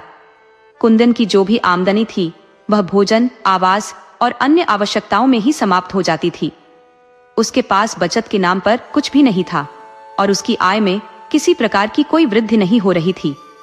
वह अपनी इच्छाओं को पूरा नहीं कर पा रहा था, जिसके परिणाम स्वरूप वह सदैव चिंतित रहने लगा। इसी कारण से उसका मन अब काम में भी नहीं लगता था और उसकी आमदनी बढ़ने के बजाय घटने लगी थी। पत्नी यह सब देखकर दुखी रहने लगी, परंतु वह अपने पति को समझाने के अलावा और क्या कर सकती थी। कुंदन दिल का बहुत ही अच्छा इंसान था। वह हमेशा दूसरों की सहायता करने के लिए तत्पर रहता था। इसी कारण से गांव के लोग उसे अच्छा आदमी मानते थे और उसकी बहुत इज्जत करते थे। एक दिन की बात है, कुंदन शाम के समय अपने घर वापस लौट रहा था। सर्दी का मौसम था, हल्की हल्की बारिश हो रही थी और तेज हवाएं भी चल रही थी। कुंदन ने देखा कि एक बूढ़ा आदमी रास्ते के किनारे बैठा हुआ सर्दी से कांप रहा था। उसकी हालत देखकर कुंदन ने मन ही मन उस बूढ़े की सहायता करने का निर्णय लिया। कुंदन उस बूढ़े के पास गया और उससे बात करने पर उसे पता चला कि वह बहुत ही गरीब है और किसी दूसरे गांव का रहने वाला है। वह उस गांव की यात्रा पर निकला था और उसके पास गर्म कपड़े नहीं थे। अपने गांव तक पहुंचने में उसे काफी समय लगना था और वह कई दिनों से भूखा भी था। कुंदन को उस बूढ़े पर दया आ गई और वह उसे अपने घर ले आया। कुंदन ने उसे खाना खिलाया और अपने घर में शरण दी। रात को वह कुंदन के घर ही रुका। सुबह जब वह बूढ़ा वापस जाने को तैयार हुआ तो उसने कुंदन से कहा, ऐ नेक दिल इंसान, तूने मेरी बहुत सहायता की है। मैं इस समय तो तुम्हारे इस उपकार का बदला नहीं चुका सकता, लेकिन मैं अगली पूर्णिमा की रात को तुम्हारे घर आऊंगा और तुम्हें एक ऐसी चीज देकर जाऊंगा जो तुम्हारे हालात बिल्कुल बदल देगी। यह कहकर बूढ़ा वहां से चला गया। बूढ़ी के चले जाने के बाद कुंदन पूर्णिमा की रात का बेसब्री से इंतजार करने लगा। कुछ दिन बीते और अगली पूर्णिमा की रात से एक दिन पहले कुंदन के दरवाजे पर किसी ने दस्तक दी।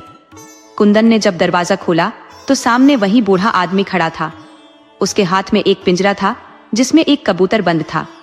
बूढ़े आदमी ने वह पिंजरा कुंदन को दिखाते हुए कहा, ऐ नेक दिल इंसान, तुमने उस दिन मुझ पर जो उपकार किया था उसी का प्रतिदान देने के लिए मैं यह कबूतर तुम्हारे लिए लाया हूँ। इसे अपने पास रख लो। कुंदन कहने लगा, बाबा, मैं इस कबूतर का क्या करूंगा? मेरा खुद का गुजारा ही मुश्किल से चलता है। भला इस कबूतर को मैं क्या खिलाऊंगा और क्या पिलाऊंगा?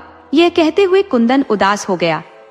तब वह बूढ़ा आदमी बोला, अरे भाई, तुम क्या जानो कि यह कबूतर कितना अद्भुत है। हर पूर्णिमा की रात को इसके पंख सोने के हो जाते हैं। जब भी ऐसा हो तुम इसके कुछ पंख निकाल लेना और फिर इसे पिंजरे से आजाद कर देना। जब तुम उन पंखों को बाजार में बेचोगे तो बेशुमार दौलत के मालिक बन जाओगे। परंतु एक शर्त है, तुम्हें पूर्णिमा की रात को आधी रात तक जागते रहना होगा। अगर तुम सो गए तो इसके पंख सोने में नहीं बदलेंगे। कबूतर की इस विशेषता को सुनकर कुंदन ने सोचा कि यह कबूतर अवश्य ही मेरे सपनों को पूरा कर सकता है। ये सोचकर उसने तुरंत पिंजरा लेने के लिए हाथ बढ़ा दिया और बूढ़े बाबा का धन्यवाद किया। अगले ही पल वह बूढ़ा आदमी वहां से चला गया, पर जाते जाते यह कह गया, खबरदार कुंदन, ये बात किसी को मालूम ना हो। कुंदन ने बूढ़े की बात को गांठ बांध लिया और खुशी खुशी कबूतर का पिंजरा लेकर घर के अंदर आ गया। हालांकि बूढ़े ने कुंदन को यह बात किसी और को बताने से मना किया था, परंतु पत्नी के बार बार पूछने पर कुंदन ने उसे सारी घटना विस्तार से बता दी। साथ ही कुंदन ने पत्नी से वचन लिया कि वह यह बात किसी अन्य को नहीं बताएगी।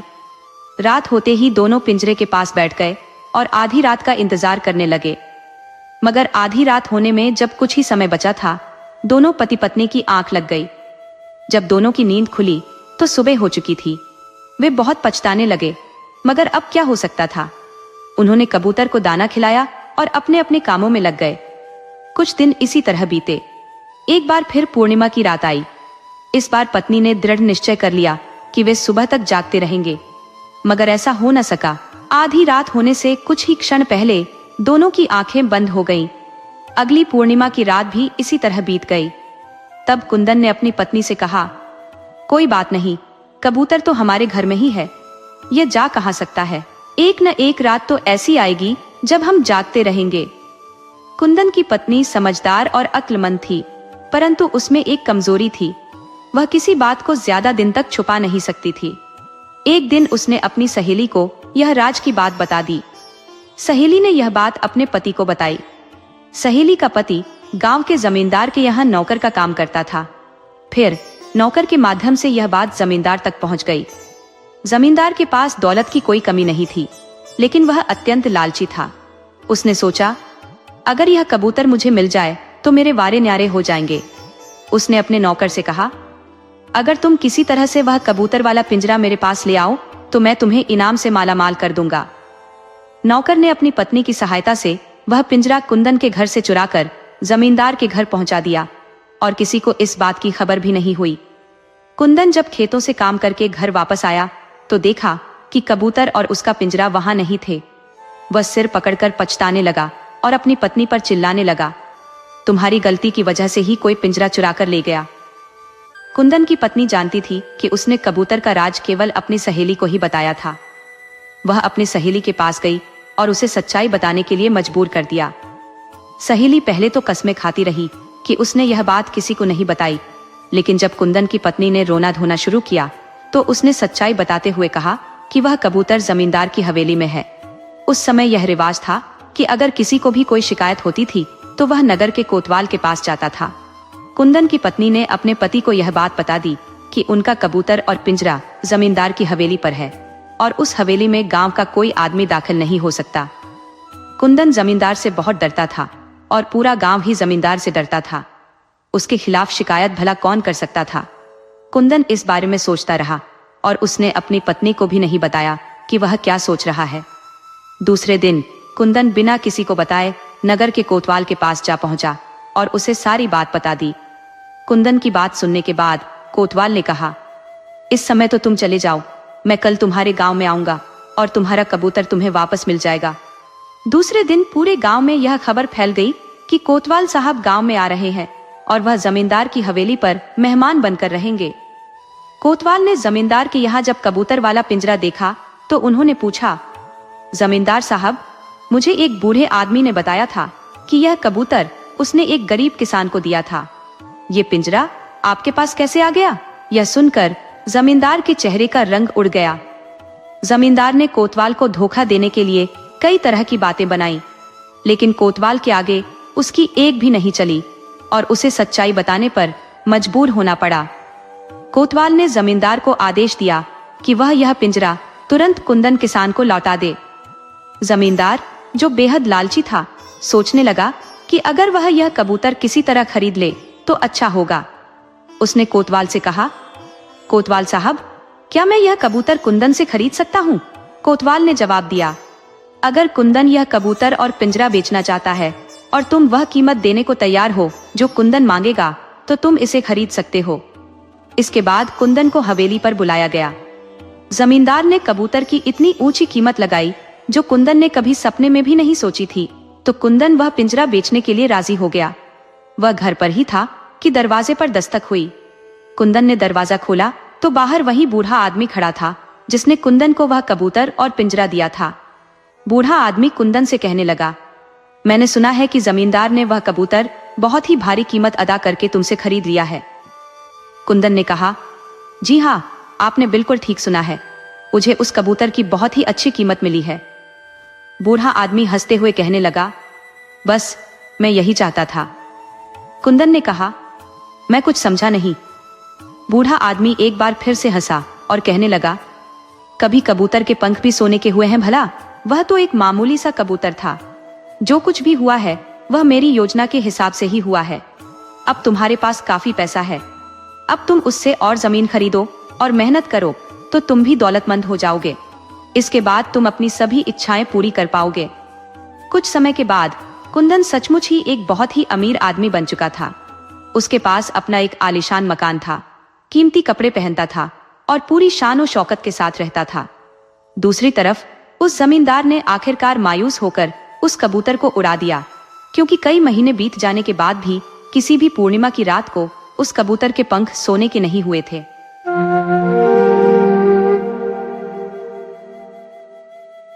सीमानपुर के महान राजा सुंदर सहन की एकमात्र संतान थी उनकी प्रिय बेटी राजकुमारी कुसुम। राजा का अपनी पुत्री के प्रति अत्यधिक स्नेह था और कुसुम भी अद्वितीय सौंदर्य और कुशाग्र बुद्धि की धनी थी। जैसे ही कुसुम विवाह योग्य हुई, राजा और रानी को उसकी शादी को लेकर चिंता सताने लगी। एक दिन कुसुम के लिए पड़ोस के 2 राज्यों से विवाह प्रस्ताव आए। इस पर राजा सुंदर गहन सोच में पड़ गए, किस राजकुमार को चुना जाए। दोनों ही युवा राजकुमार अत्यधिक योग्य थे और उनके राज्यों के साथ सीमानपुर के मैत्रीपूर्ण संबंध थे। राजा ने अपनी इस उलझन को महारानी से साझा किया और कहा, महारानी, हमारे पास पड़ोस के 2 राजकुमारों के विवाह प्रस्ताव आए हैं। दोनों ही राज्य हमारे मित्र हैं और दोनों राजकुमार बेहद गुणवान हैं। मुझे यह निर्णय लेना अत्यंत कठिन लग रहा है कि किसे चुनूं। आपकी क्या राय है? महारानी ने उनकी बातों को ध्यान से सुना और गंभीर स्वर में बोली, महाराज, मैं आपकी दुविधा को भलीभांति समझ रही हूँ। सच कहूँ तो मैं भी असमंजस में हूँ कि किस राजघराने से राजकुमारी का रिश्ता जोड़ा जाए। दोनों ने देर तक इस विषय पर विचार किया, लेकिन वे किसी निष्कर्ष पर नहीं पहुंच सके। उनकी उलझन बरकरार रही। दूसरी ओर जिन 2 राज्यों के राजकुमारों ने कुसुम के लिए विवाह प्रस्ताव भेजे थे, उनमें से एक का नाम दुष्यंत था और दूसरे का नाम प्रद्युम्न। राजकुमार दुष्यंत को उसकी अद्वितीय बुद्धिमत्ता और अप्रतिम सौंदर्य के लिए जाना जाता था, जबकि दूसरा राजकुमार प्रद्युम्न इन गुणों से कोसों दूर था। न तो वह सुंदर था, न ही बहादुर, और अक्लमंदी तो उसके पास बिल्कुल भी नहीं थी। हालांकि उसके मन में एक गहरा षड्यंत्र पनप रहा था। वह चाहता था कि किसी भी तरह से राजकुमारी से उसका विवाह हो जाए, ताकि बाद में वह चालाकी से राज सिंहासन पर अधिकार कर सके। चूंकि यह राजकुमारी के जीवन का सवाल था, राजा और रानी कोई निर्णय नहीं ले पा रहे थे। अंततः रानी ने सोचा कि राजकुमारी से उसकी राय ली जानी चाहिए। जिसे वह पसंद करेगी उसी से उसका विवाह संपन्न किया जाएगा। अगली सुबह रानी राजकुमारी के पास गई और बोली, बेटी, जैसा कि तुम जानती हो, हम तुम्हारे लिए एक योग्य वर की खोज में है। हमारे पास 2 पड़ोसी राज्यों के राजकुमारों के प्रस्ताव आए हैं। दोनों ही अत्यंत योग्य और आकर्षक हैं और तुम्हारे साथ विवाह करने के इच्छुक है। मैं और तुम्हारे पिता ने गहन विचार विमर्श किया है। हमने यह निर्णय लिया है कि जिस राजकुमार को तुम पसंद करोगी उसी के साथ तुम्हारा विवाह संपन्न होगा। तो अब तुम बताओ, तुम्हें कौन सा राजकुमार भाता है? राजकुमारी ने शांत स्वर में कहा, माँ, आपने और पिताजी ने मुझे जिस संस्कारों के साथ पाला है, उसमें मैंने सदा आपके निर्णयों को सर्वोपरि माना है। आप जिसे भी चुनेंगी, मैं उससे विवाह करने के लिए तैयार हूँ। महारानी यह सुनकर अत्यंत प्रसन्न हुई और अपनी बेटी को गले लगा लिया। उन्होंने कहा, जीती रहो मेरी बेटी, तुम्हारी बात सही है, लेकिन समस्या यह है कि दोनों राजकुमार हमारी दृष्टि में अत्यंत योग्य हैं। हमें उलझन हो रही है और हम चाहते हैं कि तुम इस द्वंद्व का समाधान करो। राजकुमारी ने पुनः वही उत्तर दिया, माँ, मैं वही करूंगी जो आप कहेंगी। मुझे आपका निर्णय ही स्वीकार्य होगा। इस बार महारानी थोड़ा गंभीर हो गई और तेज स्वर में बोली, बेटी, मैं बार बार कह रही हूँ कि हमें कुछ भी स्पष्ट नहीं हो रहा है। अपनी माँ की बात सुनकर राजकुमारी कुछ देर के लिए चुप हो गई और सोच में पड़ गई। फिर थोड़ी देर बाद उसने कहा, ठीक है माँ, मैं उस राजकुमार से विवाह करूंगी जो मेरी 3 शर्तें पूरी करेगा। महारानी ने यह सुनकर आश्चर्य से पूछा, बताओ क्या है वे शर्तें? राजकुमारी ने कहा, मेरी पहली शर्त यह है कि वह राजकुमार उस तालाब में तैरे जिसमें एक आदमखोर मगरमच्छ रहता है। दूसरी शर्त यह है कि वह पूरा पतीला चावलों से भरा हुआ खा जाए। और मेरी तीसरी और अंतिम शर्त यह है कि वह सोता हुआ घोड़ा लेकर आए और उस पर सवारी करे। राजकुमारी की यह बातें सुनकर महारानी स्तब्ध रह गई और गुस्से में उबलते हुए बोली, इसका अर्थ यह है कि तुम कभी विवाह नहीं करना चाहती, क्योंकि कोई भी राजकुमार तुम्हारी ये विचित्र शर्तें पूरी नहीं कर सकता। तुम्हें पता है कि उस तालाब में आदमखोर मगरमच्छ कितना विशाल और खतरनाक है। कौन उसमें तैरने की हिम्मत करेगा? और कौन सा राजकुमार एक पतीला भरकर चावल खा सकता है? थोड़ा सा खाने से ही उनका पेट भर जाता है, तो भला पतीला भरकर चावल कौन खा सकता है? और सोए हुए घोड़े पर कौन सवारी करेगा? घोड़ा सोएगा या दौड़ेगा? रानी की बातों पर भी राजकुमारी की मुस्कान बरकरार थी। उसकी यह मुस्कान देखकर रानी का गुस्सा और भी भड़क उठा। वह पैर पटकती हुई कमरे से बाहर निकल गई और सीधे राजा के कक्ष में पहुंची, जहां उन्होंने अपनी प्यारी बेटी की शिकायत करना शुरू कर दिया। आपकी बेटी को शादी में कोई दिलचस्पी नहीं है, इसीलिए उसने ऐसी अव्यवहारिक शर्तें रखी हैं। रानी ने शिकायत भरे स्वर में कहा। उन्होंने राजा को पूरी बात विस्तार से बता दी। रानी की बात सुनकर राजा मुस्कुराए और बोले, रानी, क्या आप भूल गईं कि आपने भी अपनी शादी के लिए 3 शर्तें रखी थी? कई राजकुमार उन शर्तों को पूरा करने में नाकाम रहे थे, लेकिन मैंने उन सभी को पूरा किया था। महारानी को पुरानी बातें याद आ गई और उन्हें सोचकर उनके चेहरे पर भी मुस्कान फैल गई। उन्होंने कहा, मेरी माँ चाहती थी कि मेरी शादी उनकी सखी के बेटे से हो, जो मुझे बिल्कुल भी पसंद नहीं था। इसीलिए मैंने वो शर्तें रखी थी, लेकिन मेरी शर्तें ऐसी थी जिनमें साहस और वीरता की आवश्यकता थी। जैसे पहली शर्त थी उस आदमखोर शेर को मारना, जिसने हमारे राज्य में कई लोगों को अपना शिकार बना लिया था। दूसरी शर्त थी राज्य के जंगलों में छिपे हुए डाकुओं को पकड़ना, जिन्होंने प्रजा में भय फैलाया हुआ था और गरीबों का जीवन दूभर कर दिया था। अंतिम शर्त थी पहाड़ों को काटकर नदी के लिए रास्ता बनाना, ताकि हमारे किसानों को सिंचाई के लिए पानी मिल सके। और मुझे गर्व है कि आपने वे सभी शर्तें पूरी की थी। आप वीर और साहसी निकले। राजा ने कुछ सोचते हुए कहा, रानी, अगर मैं वे शर्तें पूरी न कर पाता तो हमारी शादी कभी नहीं होती। इस पर महारानी ने हल्का सा नाराज होकर कहा, क्यों नहीं होती? भले ही आप शर्तें पूरी नहीं करते, मैं आपसे ही शादी करती। यह सुनकर दोनों खिलखिलाकर हंस पड़े। फिर रानी गंभीर होकर बोली, लेकिन महाराज, अब जो समस्या हमारे सामने है उसका समाधान कैसे निकलेगा?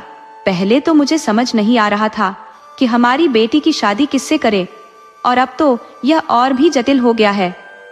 मुझे कैसे समझाऊं अपनी बेटी को कि वो इन बेसिर पैर की शर्तों को छोड़ दे? महाराज ने कहा, रानी, चिंता की कोई आवश्यकता नहीं। हमारी बेटी चाहती है कि उसका होने वाला पति न सिर्फ बहादुर हो, बल्कि तीव्र बुद्धि का भी स्वामी हो। यदि किसी में थोड़ी भी अक्लमंदी होगी तो वो राजकुमारी के इन शर्तों को सरलता से पार कर जाएगा। मैं इन शर्तों को दोनों राजकुमारों के समक्ष प्रस्तुत करूंगा और ऐलान करूंगा कि जो भी इन्हें पूरा करेगा उससे हमारी बेटी का विवाह होगा। इसके बाद राजा ने ऐसा ही किया। अपने दूतों के माध्यम से संदेश भिजवाया और दोनों राजकुमारों को महल में बुलवा लिया। दोनों राजकुमार अपने अपने खास सेवकों के साथ महल में आ पहुंचे। राजा ने उन्हें शाही मेहमान खाने में ठहराया, जहां उनके आराम और सत्कार का पूरा ख्याल रखा गया। राजकुमार महाराज के इस आतिथ्य से बेहद खुश थे। शाम के समय महाराज ने दोनों राजकुमारों से भेंट की। पहले उन्होंने राजकुमार दुष्यंत पर नजर डाली। राजा को राजकुमार दुष्यंत की कदकाठी और उसके व्यावहारिक व्यवहार ने बहुत प्रभावित किया। राजा को ज्ञात था कि राजकुमार दुष्यंत के पिता एक अत्यंत दयालु शासक थे, जिसके कारण उनके राज्य की प्रजा समृद्ध और सुखी थी। इन सभी कारणों से राजा को राजकुमार दुष्यंत बहुत भाया, लेकिन जब उन्होंने राजकुमार द्युम्न से बातचीत की तो राजा का मन उससे उचट गया। उसकी बातचीत का तरीका राजा को कतई पसंद नहीं आया। राजा समझ गए कि वह अत्यंत अहंकारी और चापलूस प्रवृत्ति का व्यक्ति है। महारानी को भी दुष्यंत बहुत भाया और वो सीधे राजकुमारी के पास गई। उन्होंने कहा, राजकुमारी, मेरी मानो तो अपनी शर्तें वापस ले लो और राजकुमार दुष्यंत से विवाह कर लो। ऐसा राजकुमार तो किस्मत वालों को ही मिलता है। सोचो, अगर मगरमच्छ ने उसे मार दिया तो कितनी बड़ी क्षति होगी। राजकुमारी ने ठंडे स्वर में उत्तर दिया, माँ, अगर मैं इस समय अपनी शर्तें वापस लेती हूँ तो मेरी प्रतिष्ठा धूमिल हो जाएगी। इसलिए यदि दुष्यंत मेरी शर्तें पूरी कर सकता है तो अच्छा है, वरना वह अपने राज्य लौट सकता है। महारानी इस बात पर निराश हो गई। इसके बाद राजकुमारी की दोनों राजकुमारों से मुलाकात करवाई गई। राजकुमारी उन दोनों राजकुमारों को महल से कुछ ही दूरी पर स्थित एक गहरे जंगल के बीचों बीच बने तालाब तक ले आई और बोली, ये वही तालाब है जिसमें वह खतरनाक आदमखोर मगरमच्छ रहता है। क्या आप दोनों इस तालाब में तैर कर दिखा सकते हैं? राजकुमारी की बात पूरी होते ही तालाब के किनारे एक विशालकाय मगरमच्छ अचानक प्रकट हो गया। उसे देखकर राजकुमार प्रद्युम्न के चेहरे पर डर स्पष्ट झलकने लगा। वह तुरंत कहने लगा, नहीं नहीं, जान है तो जहान है, मैं इस तालाब में बिल्कुल भी नहीं कूद सकता। जब राजकुमारी ने अपनी बाकी की शर्तें भी बताई तो प्रद्युम्न ने निराशा से कहा, पतीला भरकर चावल कौन खा सकता है, और एक सोते हुए घोड़े को कहां से लाऊं और उस पर सवारी कैसे करूंगा? इतना कहकर उसने साफ इनकार कर दिया। मुझे ये विवाह नहीं करना है, और वह वहीं से चला गया। प्रद्युम्न के जाने के बाद राजकुमार दुष्यंत ने आत्मविश्वास से राजकुमारी की ओर देखा और कहा, राजकुमारी जी, मैं कल आपको इस तालाब में तैर कर दिखाऊंगा। अगले दिन राजकुमारी और राजकुमार दुष्यंत पुनः उसी तालाब के किनारे जा पहुंचे। बिना किसी विलंब के दुष्यंत ने तालाब में छलांग लगा दी और तालाब के पानी में बेधड़क तैरने लगा। वह लंबे समय तक पानी में रहा, लेकिन उस दौरान वह मगरमच्छ कहीं नहीं दिखा। काफी समय बाद जब दुष्यंत तालाब से बाहर निकला तो राजकुमारी आश्चर्य में डूब गई। उसने सोचा, इतने लंबे समय तक तालाब में रहने के बावजूद वह आदमखोर मगरमच्छ उसे खाने क्यों नहीं आया? दुष्यंत ने राजकुमारी के चेहरे पर उभरे असमंजस को भांपते हुए मुस्कुराते हुए कहा, राजकुमारी जी, मैंने आपकी शर्त पूरी कर दी है, परंतु आप शायद यह सोच रही हैं कि मुझे खाने के लिए वह मगरमच्छ क्यों नहीं आया। दरअसल कल रात ही मैंने अपने कुछ सैनिकों को एक बड़ा जाल देकर उस मगरमच्छ को पकड़ने और दूर छोड़ने का आदेश दिया था। उन्होंने उसे पकड़कर दूर जंगल में छोड़ दिया। इस प्रकार मैंने आपकी पहली शर्त को पूरा कर दिया है। दुष्यंत ने मुस्कुराते हुए अपनी बात जारी रखी। शर्त के अनुसार मुझे मगरमच्छ वाले तालाब में तैरना था, परंतु यह आवश्यक नहीं था कि मगरमच्छ उस समय तालाब में हो। आपकी शर्त तो केवल तालाब में तैरने की थी, मगरमच्छ से लड़ने की नहीं। मुझे उम्मीद है कि आपको इस पर कोई आपत्ति नहीं होगी। महाराज भी वहां उपस्थित थे और उनकी मुस्कान चुपके से चेहरे पर फैल गई। राजकुमारी भी मुस्कुराई और हंसते हुए बोली, राजकुमार दुष्यंत, आपने मेरी पहली शर्त पूरी कर दी है, क्योंकि यही मेरी मंशा थी कि आप तालाब में तैरकर दिखाएं। आपकी चतुराई काबिले तारीफ है। इसके बाद राजकुमारी ने तुरंत अगली चुनौती पेश की। राजकुमार, अब बताइए, आप पतीला भरकर चावल कब खाएंगे? राजकुमार ने सहजता से उत्तर दिया, बस थोड़ी ही देर में। ये कहकर दोनों महल की ओर बढ़ चले। महल पहुंचते ही राजकुमार ने अपने एक सेवक के कान में कुछ कहा और थोड़ी देर बाद वह सेवक वापस आया। उसने राजकुमार को अलग ले जाकर कोई वस्तु सौंपी। इस बीच राजा के नौकरों ने दूसरी चुनौती के लिए विशाल पतीले में चावल लाकर तैयार कर दिया। पतीले की भव्यता को देख महाराज के चेहरे पर असमंजस छा गया। उन्होंने चिंता से कहा, राजकुमार, क्या आप इतना बड़ा पतीला भरकर चावल खा सकेंगे? राजकुमार ने निश्चिंतता से उत्तर दिया, महाराज, मैं एक नहीं 2 पतीले भरकर चावल भी खा सकता हूँ। इसके बाद उन्होंने अपने वस्त्रों में छिपा एक छोटा सा पतीला निकाला, जिसे उनके सेवक खास तौर पर बाजार से लेकर आए थे। उस छोटे पतीले में चावल भरकर राजकुमार ने तत्काल खा लिया और मुस्कुराते हुए राजकुमारी से कहा, राजकुमारी जी, आपकी दूसरी शर्त भी पूरी हो गई। आपने खुद देखा, मैंने पतीला भरकर चावल खाया है। यह सुनकर राजकुमारी जोर जोर से हंसने लगी। महाराज ने रानी की ओर मुड़कर कहा, रानी, अब बेटी के विवाह की तैयारियां शुरू कर दो। मुझे यकीन है कि ये राजकुमार सोते हुए घोड़े की सवारी भी कर लेगा। तब राजकुमार दुष्यंत ने शांतिपूर्वक कहा, राजकुमारी जी, आपकी शर्त केवल पतीला भरकर चावल खाने की थी। पतीला बड़ा हो या छोटा, इसका कोई उल्लेख नहीं था। इस तरह से मैंने आपकी दूसरी शर्त भी पूरी कर दी। राजकुमारी फिर से राजकुमार की सूझबूझ की प्रशंसा करने लगी और उसी दिन संध्या समय माहौल हर्षोल्लास से भर गया। राजकुमारी, महाराज और रानी शाही बाग में टहल रहे थे जब उन्होंने देखा कि राजकुमार दुष्यंत एक शानदार घोड़ा लेकर आ रहा था। महाराज ने विस्मय से पूछा, बेटा दुष्यंत, तुम इस घोड़े के साथ कहाँ जा रहे हो? राजकुमार ने गर्व से उत्तर दिया, महाराज, ये घोड़ा साधारण नहीं है। इसे मैंने एक विशेष अस्तबल से खरीदा है। इसके मालिक ने बताया कि यह बहुत ही उत्तम नस्ल का घोड़ा है और मैंने इसे एक अनोखा नाम भी दिया है। वह घोड़ा सच में देखने में अद्वितीय था। पूरे शरीर पर शुद्ध सफेद रंग और उसकी कदकाठी बेहद प्रभावशाली। राजकुमारी भी उसकी भव्यता से मोहित हो गई। उसने उत्सुकता से पूछा, राजकुमार, इसका नाम क्या रखा है? राजकुमार मुस्कुराते हुए बोला, मैंने इसका नाम रखा है सोता हुआ घोड़ा, क्योंकि यह मेरा घोड़ा है। मैं इसे जो भी नाम देना चाहूं वो मेरी इच्छा है। अब मैं आपको इसी सोते हुए घोड़े पर सवार होकर दिखाऊंगा ताकि आपकी तीसरी शर्त पूरी हो सके। इतना कहकर राजकुमार ने घोड़े पर सवारी कर ली और उसे एड़ लगाकर आग के चारों ओर दौड़ाने लगा। तेज गति से दौड़ते हुए वह वापस राजा और रानी के पास आ गया। ये सब देख दोनों हंसी में डूब गए और उनकी हंसी रुकने का नाम नहीं ले रही थी। राजकुमारी भी मंद मंद मुस्कुरा रही थी। कुछ देर बाद उसने कहा, मैंने यही चाहा था कि मेरी शादी ऐसे राजकुमार से हो जो न केवल बहादुर हो बल्कि बुद्धिमान भी हो। इसीलिए मैंने ये 3 कठिन शर्तें रखी थी ताकि केवल कोई विवेकी ही इन्हें पूरा कर सके। भगवान का धन्यवाद है कि मुझे ऐसा साथी मिल गया। राजकुमारी की बात सुनकर महाराज और रानी ने संतोष की सांस ली। कुछ ही समय बाद राजकुमार दुष्यंत और राजकुमारी कुसुम का विवाह संपन्न हो गया और वह दोनों अपने राज्य की ओर वापस लौट गए। उन्होंने मिलकर एक सुखी और समृद्ध जीवन बिताना प्रारंभ किया।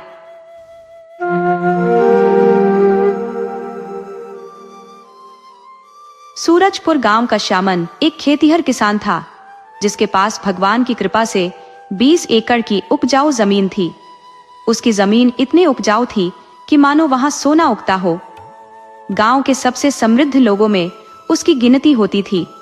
फिर भी श्यामन का दिल कंजूस और लालच से भरा हुआ था। उसे हर वक्त सिर्फ अपने धन को बढ़ाने और सहेजने की चिंता रहती थी।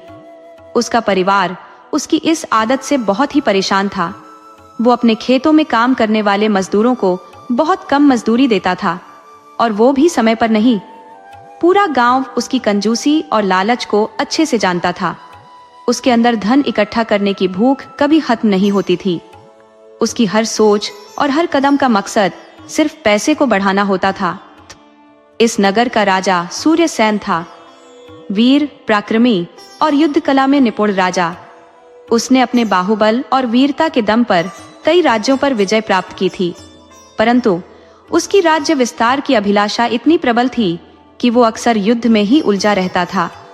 उसके जीते हुए राज्यों की जनता पर उसने भारी कर और लगान भी लगा रखा था, जिससे उसका खजाना दिन ब दिन भरता ही जा रहा था।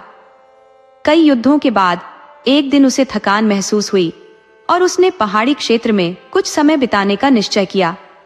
राजा ने अपने मंत्री को राजपाट का सारा भार सौंपकर यात्रा शुरू की। राजा अकेले घोड़े पर सवार होकर पहाड़ों में पहुंच गया। वहां की मनोरम दृश्य ने उसे मंत्रमुग्ध कर दिया। उन्हीं पहाड़ों में एक साधु निवास करता था जो फल खाकर अपनी भूख मिटाता और झरने का पानी पीकर अपनी प्यास बुझाता। साधु के पास बस एक कुटिया थी और पहनने के लिए 2 जोड़ी कपड़े। उसके पास कोई अन्य संपत्ति नहीं थी, फिर भी वह शांति और संतोष में जीवन बिता रहा था। ईश्वर की भक्ति में लीन रहता था। राजा का साधु से सामना हुआ और उसने देखा कि साधु का चेहरा खुशी से दमक रहा था। राजा ने उसकी इस खुशी का रहस्य जानने की इच्छा प्रकट की और साधु से पूछा, बाबा, आप इस निर्जन वन में अकेले रहते हैं? फिर भी आपके चेहरे पर इतनी प्रसन्नता क्यों है? दूसरी ओर मैं हूँ एक ऐसा राजा जिसके पास अपार संपदा है, ऐश्वर्य से परिपूर्ण जीवन है। मैंने कई राजाओं को परास्त कर उनके राज्यों पर विजय प्राप्त की है और अभी भी कई और राज्यों को अपने अधिकार में लाने की इच्छा रखता हूँ। लेकिन इन सब के बावजूद मेरे मन को शांति नहीं मिलती। जितना अधिक मैं प्राप्त करता हूँ उतनी ही अधिक मेरी बेचैनी बढ़ जाती है। आखिरकार इस संतोष और प्रसन्नता का रहस्य क्या है जो आपके चेहरे पर झलकता है? साधु ने राजा की बात को गंभीरता से सुना, फिर अपने खड़ाऊं पहने और राजा से कहा, इस प्रश्न का उत्तर मैं आपको आपके राजमहल में ही दूंगा। राजा ने साधु को अपने घोड़े पर बिठाया और वे दोनों महल की ओर रवाना हो गए। महल पहुंचने पर साधु ने राजा से कहा, महाराज, अब आप अपने नगर से किसी ऐसे व्यक्ति को लाए जो सबसे अधिक जरूरतमंद हो। राजा ने तुरंत अपने वजीर को बुलाया और उसे आदेश दिया कि नगर से जल्द किसी ऐसे व्यक्ति को लाया जाए जो सबसे गरीब और जरूरतमंद हो। वजीर ने सैनिकों को यह आदेश सुनाया और 2 सैनिक राजा के आदेश का पालन करने के लिए तुरंत नगर की ओर रवाना हो गए। नगर में प्रवेश करते ही सैनिक आपस में चर्चा करने लगे। एक ने कहा, भाई, हम कैसे जाने कि इस नगर का सबसे ज्यादा जरूरतमंद आदमी कौन है? अगर यूं ही ढूंढते रहे तो पूरा दिन बीत जाएगा और हम कुछ न कर पाएंगे। तब हमें राजा के क्रोध का सामना करना पड़ेगा। दूसरे सैनिक ने सुझाव दिया, मेरे पास एक तरकीब है। हम ऐसा करेंगे कि जो भी सबसे पहले हमें मिलेगा उससे पूछ लेंगे, जो वही हमें नगर के सबसे जरूरतमंद व्यक्ति का पता बताएगा। किस्मत से जैसे ही सैनिक नगर में दाखिल हुए, सबसे पहले उनकी मुलाकात किसी और से नहीं बल्कि कंजूस किसान श्यामल से हुई। सैनिकों ने श्यामल को राजा का आदेश बताया और पूछा, क्या तुम बता सकते हो कि इस नगर में सबसे ज्यादा जरूरतमंद आदमी कौन है? श्यामल ने यह सुनते ही मन में सोचा कि निश्चित रूप से राजा किसी गरीब को बहुत सारा धन देना चाहते होंगे। इसीलिए उसने तुरंत फैसला किया कि वो खुद ही उनके साथ जाएगा, किसी और को क्यों भेजे। श्यामल ने कहा, अरे भाई, क्या तुम नहीं जानते कि इस नगर में सबसे गरीब और जरूरतमंद व्यक्ति तो मैं ही हूँ? सैनिकों ने यह सुनते ही श्यामल को राजा के समक्ष प्रस्तुत किया। राजा के साथ साधु भी दरबार में मौजूद था। साधु ने राजा के कान में कुछ कहा और राजा ने उसके सुझाव पर आदेश दिया। फिर श्यामल से कहा, अगर तुम सच में जरूरतमंद हो तो मेरे राज्य में दौड़ लगाओ। राजा ने श्यामल को एक चुनौती दी, सुबह से लेकर सूर्यास्त तक दौड़ो और जितनी भूमि तुम अपने पैरों से नाप सको वह तुम्हारी हो जाएगी, लेकिन शर्त यह है कि जहां से दौड़ शुरू करोगे सूर्यास्त से पहले वहीं वापस आना होगा। अगले दिन प्रातः काल राजमहल के बाहर राजा, साधु, दरबारी और श्यामल सभी एकत्र हुए। मैदान पर एक सीमा रेखा खींची गई और श्यामल को उस पर खड़ा किया गया। राजा के इशारे पर श्यामल ने दौड़ना शुरू कर दिया। दौड़ते हुए श्यामल मन में एक योजना बना रहा था। दोपहर तक सीधी दौड़ लगाऊंगा, फिर जितनी जमीन नाप सकूंगा नाप लूंगा। दोपहर के बाद वापसी करूंगा ताकि समय रहते रेखा तक पहुंच सकूं। श्यामल ने सोचा कि इस योजना से वह काफी बड़ी जमीन हथिया लेगा और उसकी संपत्ति में इजाफा हो जाएगा। सुबह से दौड़ते दौड़ते दोपहर तक श्यामल ने लगभग 200 एकड़ जमीन नाप ली। अब उसे अपने हिसाब से वापस लौटना था, लेकिन लालच के चलते उसने अपनी गति तेज कर दी। उसने सोचा, अगर मैं कुछ और दौड़ूं तो 100 एकड़ और जमीन घेर लूंगा और फिर सूरज ढलने से पहले लौट आऊंगा। परंतु लालच ने उसकी गणना बिगाड़ दी।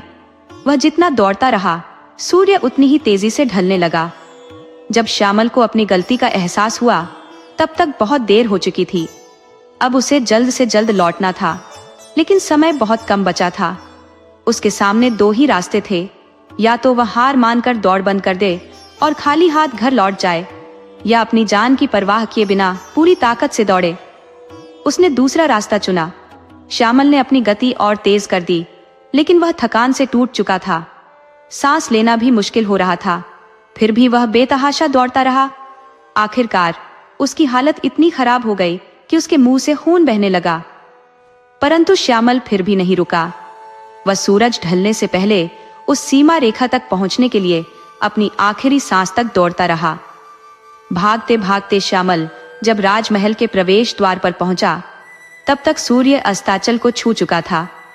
उसे जब यह एहसास हुआ कि वह अपनी शर्त को पूरा नहीं कर पाया है, तो थकावट से लड़खड़ाकर महल के द्वार पर गिर पड़ा। उसके मुंह से खून की धारा बह निकली। राजा के सेवकों ने उसे उठाया और शीघ्र ही एक कक्ष में ले जाकर राजवैद्य को बुलाया। राजवैद्य ने श्यामल की गंभीर हालत देखकर कहा, अत्यधिक दौड़ने और निरंतर थकान के कारण इसके फेफड़े गंभीर रूप से क्षतिग्रस्त हो गए हैं। उन्होंने कुछ औषधियां उसे खिलाईं और श्यामल को विश्राम करने के लिए कह दिया। बाहर साधु राजा से मुखातिब हुआ और बोला, महाराज, लालच का दास कभी संतोष प्राप्त नहीं कर सकता। ये व्यक्ति मुझसे कहीं अधिक भरा पूरा जीवन जी रहा था। मेरे पास सिर्फ 2 जोड़ी कपड़े, एक कंबल, एक खड़ाऊं और एक प्याला है। मैं पर्वतों में, नगर से मीलों दूर, फलों और नदी के जल पर जीवन यापन करता हूं, फिर भी मैं उससे अधिक संतुष्ट और प्रसन्न हूं। जानते हैं क्यों? क्योंकि मेरे भीतर लालच नहीं है, जबकि यह व्यक्ति जो इस वक्त मृत्यु और जीवन के बीच झूल रहा है, अपार धन संपत्ति का मालिक होते हुए भी शांत नहीं रह पाया। इसके पास अपना घर, परिवार, खेत सब कुछ है, लेकिन लालच इसके भीतर ऐसा व्याप्त था कि इसे कभी संतुष्टि नहीं मिली। यह अपनी हर इच्छा की पूर्ति के पीछे अंधाधुंध भागता रहा। अपने श्रमिकों को पूरा मेहनताना न देना और दूसरों से धन जुटाने की चेष्टा करना, यही इसका स्वभाव बन गया था। और जब इसे भाग्य ने सहायता दी, तो आपके सैनिक इसे आवश्यकता से विवश व्यक्ति समझकर आपके पास ले आए। आपने इसे भूमि प्राप्ति का अवसर दिया, परंतु जब यह भूमि प्राप्त करने दौड़ा, तब इसके साथ इसका लालच भी दौड़ रहा था। अगर इसने अपनी इच्छाओं पर नियंत्रण रखा होता, तो वह रुककर सोचता कि जितनी जमीन उसने पाली, वही उसके लिए पर्याप्त है। यदि यह उस पर ईश्वर का धन्यवाद करता, तो शायद आज इसकी स्थिति कुछ और होती। परंतु लालच के घोड़े पर सवार यह व्यक्ति बिना रुके भागता रहा और अंततः मृत्यु के मुहाने पर पहुंच गया। साधु ने एक गहरी सांस ली और कहा, महाराज, लालच और प्रसन्नता ये दोनों एक साथ नहीं रह सकते। यदि आपको सच्ची खुशी प्राप्त करनी है, तो अपने भीतर के लालच का परित्याग करना होगा। तभी खुशी अपने आप आपके जीवन में प्रवेश करेगी। परंतु यदि आप लालच की पीठ पर सवार होकर सुख की तलाश में दौड़ते रहेंगे, तो आपका अंत भी इसी प्रकार होगा जैसा इस व्यक्ति का हुआ है। बाला और उसकी पत्नी अपनी दोनों बच्चियों को किसी काम में हाथ लगाने नहीं देते थे। बाला उनसे हमेशा कहता, तुम बस अपनी पढ़ाई पर ध्यान दो। बावजूद इसके वे दोनों घर के छोटे मोटे कामों में हाथ बटा देती, जिससे बाला की पत्नी के लिए काम करना कुछ हद तक आसान हो जाता। बाला के घर की मरम्मत काफी समय से नहीं हुई थी। घर में 2 कमरे थे और उनकी छतें इतनी कमजोर हो गई थी कि बारिश होते ही पानी अंदर टपकने लगता था। ये विचार बाला को बेहद चिंतित कर देते थे कि यदि सर्दियों में बारिश शुरू हो गई तो हालात क्या होंगे। बाला ने घर की छतों की मरम्मत के लिए पैसे जमा करने शुरू कर दिए थे, ताकि बारिश से पहले मरम्मत का काम हो सके। लेकिन अब तक उसने बहुत थोड़े से पैसे ही जमा कर पाए थे।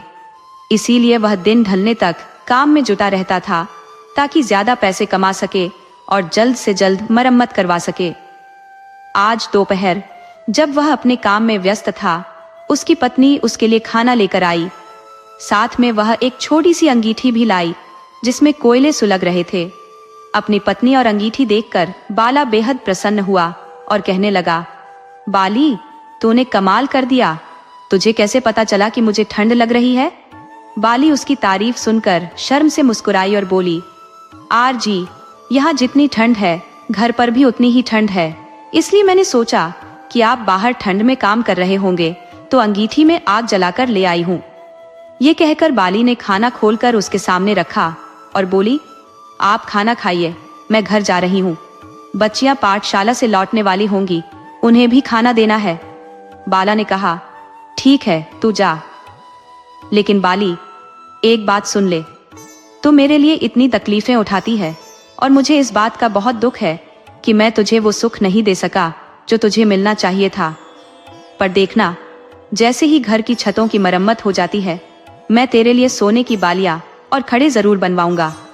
उसकी पत्नी ने मुस्कुराते हुए उत्तर दिया, आप हमारे लिए सुबह से शाम तक मेहनत करते हैं। भगवान का शुक्र है कि हम सुखी हैं। हमारी बच्चियां पढ़ लिख रही हैं। मुझे किसी बालियों या कड़ों की जरूरत नहीं है। अब समय हमारी बच्चियों के लिए है। उन्हें अच्छे कपड़े पहनने और ओढ़ने की जरूरत है। बाला यह सुनकर मुस्कुराया और खाना खाने लगा। उसकी पत्नी उठकर घर चली गई और बाला ने जल्दी से खाना खत्म किया और फिर से अपने काम में जुट गया। कुछ ही समय बाद उसने देखा कि बहादुर उसकी ओर आ रहा था। बहादुर उसके पड़ोस में रहता था और ईंटों के भट्टे पर मजदूरी करता था। उसके हाथ में एक थैला था। करीब आकर बहादुर ने वह थैला बाला के पास रख दिया। बाला, जो उस समय एक जूते की मरम्मत कर रहा था, उसे एक ओर रखते हुए बोला, बहादुर भाई, कैसे आना हुआ? बहादुर ने धीरे से कहा, बाला भाई, परसों दूसरे गांव से लड़के वाले मेरी बड़ी बेटी को देखने आ रहे हैं, इसलिए मैं इन जूतों की मरम्मत करवाने आया हूँ। इतने फटे पुराने जूते पहनकर उनके सामने जाने में शर्म महसूस होगी। उसने अपने पांव आगे बढ़ाकर जूतों की हालत दिखाई। बाला ने देखा कि बहादुर के पहने हुए जूते बहुत बुरी तरह से टूटे फूटे थे। उसने चुपचाप बहादुर द्वारा लाए गए थैले को उठाया, जिसमें और भी जूते रखे थे। ये जूते भी बहुत जर्जर हालत में थे। ऊपर का चमड़ा बेहद पुराना हो गया था, मगर पूरी तरह से फटा नहीं था। बाला ने जूतों को उलट पलट कर देखा और पाया कि दोनों के तले बुरी तरह से घिस चुके थे।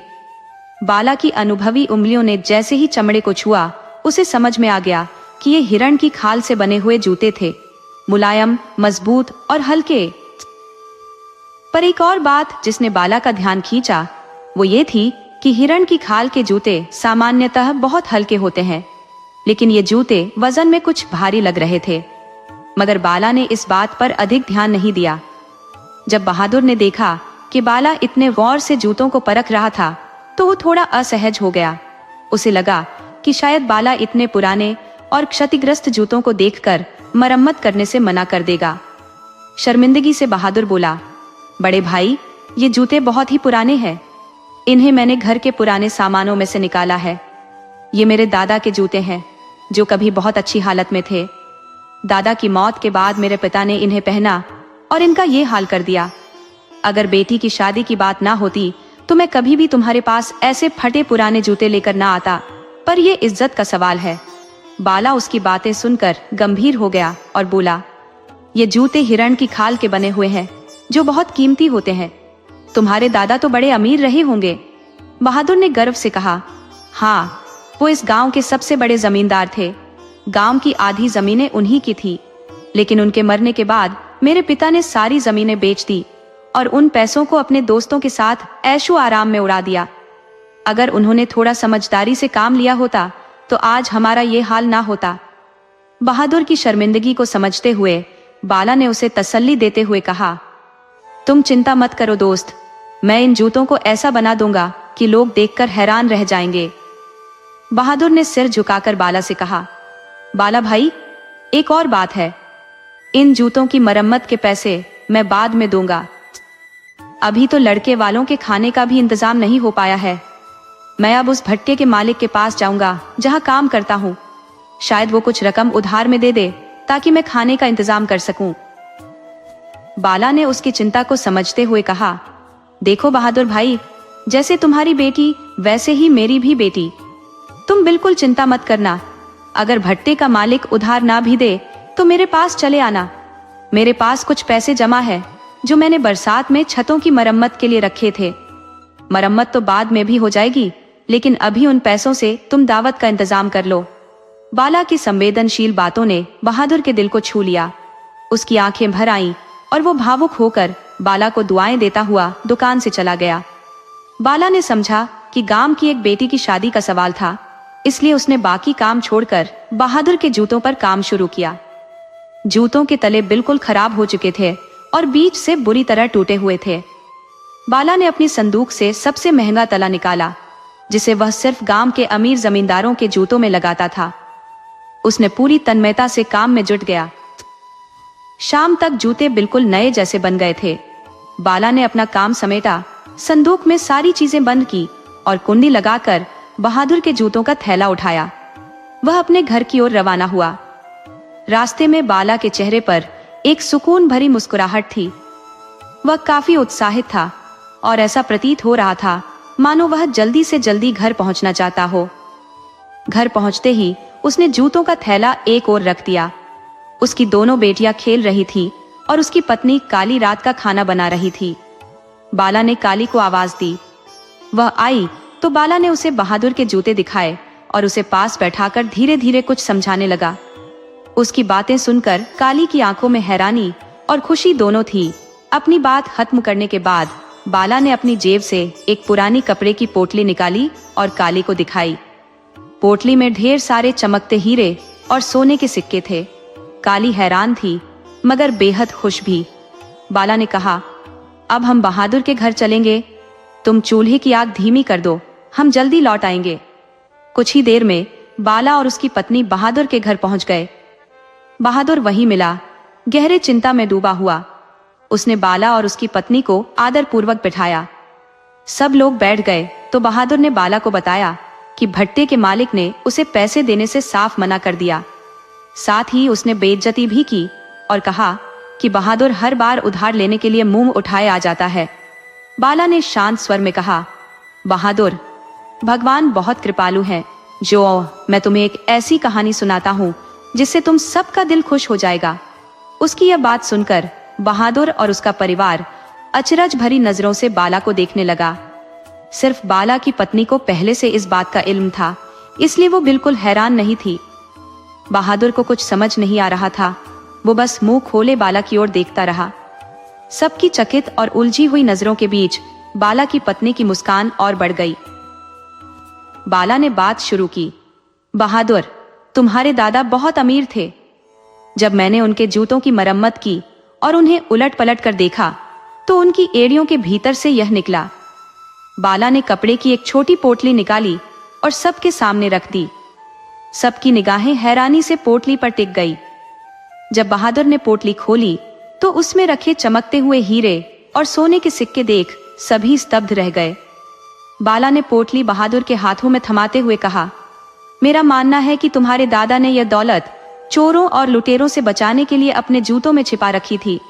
इतनी बड़ी दौलत देख बहादुर की आंखें जैसे फटी की फटी रह गई। उसकी पत्नी इतनी खुश हुई कि वो जोर जोर से रोने लगी। कुछ देर बाद जब उनकी खुशी संभली तो बहादुर बाला का हाथ थामकर रोते हुए बोला, बाला भाई, तुम इंसान नहीं, भगवान के भेजे दूत हो। मैं जीवन भर तुम्हारा यह उपकार नहीं भुला सकता। पूरे गांव में तुम्हारे जैसा ईमानदार और नेक दिल इंसान दूसरा कोई नहीं। बाला ने मुस्कुराते हुए कहा, मुझे इस बात की खुशी है कि तुम्हारी बेटी की किस्मत से यह दौलत तुम्हारे हाथ लगी है। अब इन हीरों को बेचकर पहले अपनी बेटी की शादी अच्छे से करना, फिर कोई अच्छा सा कारोबार शुरू कर लेना। थोड़ी देर बाद बाला और उसकी पत्नी बहादुर से विदा लेकर अपने घर की ओर चल पड़े।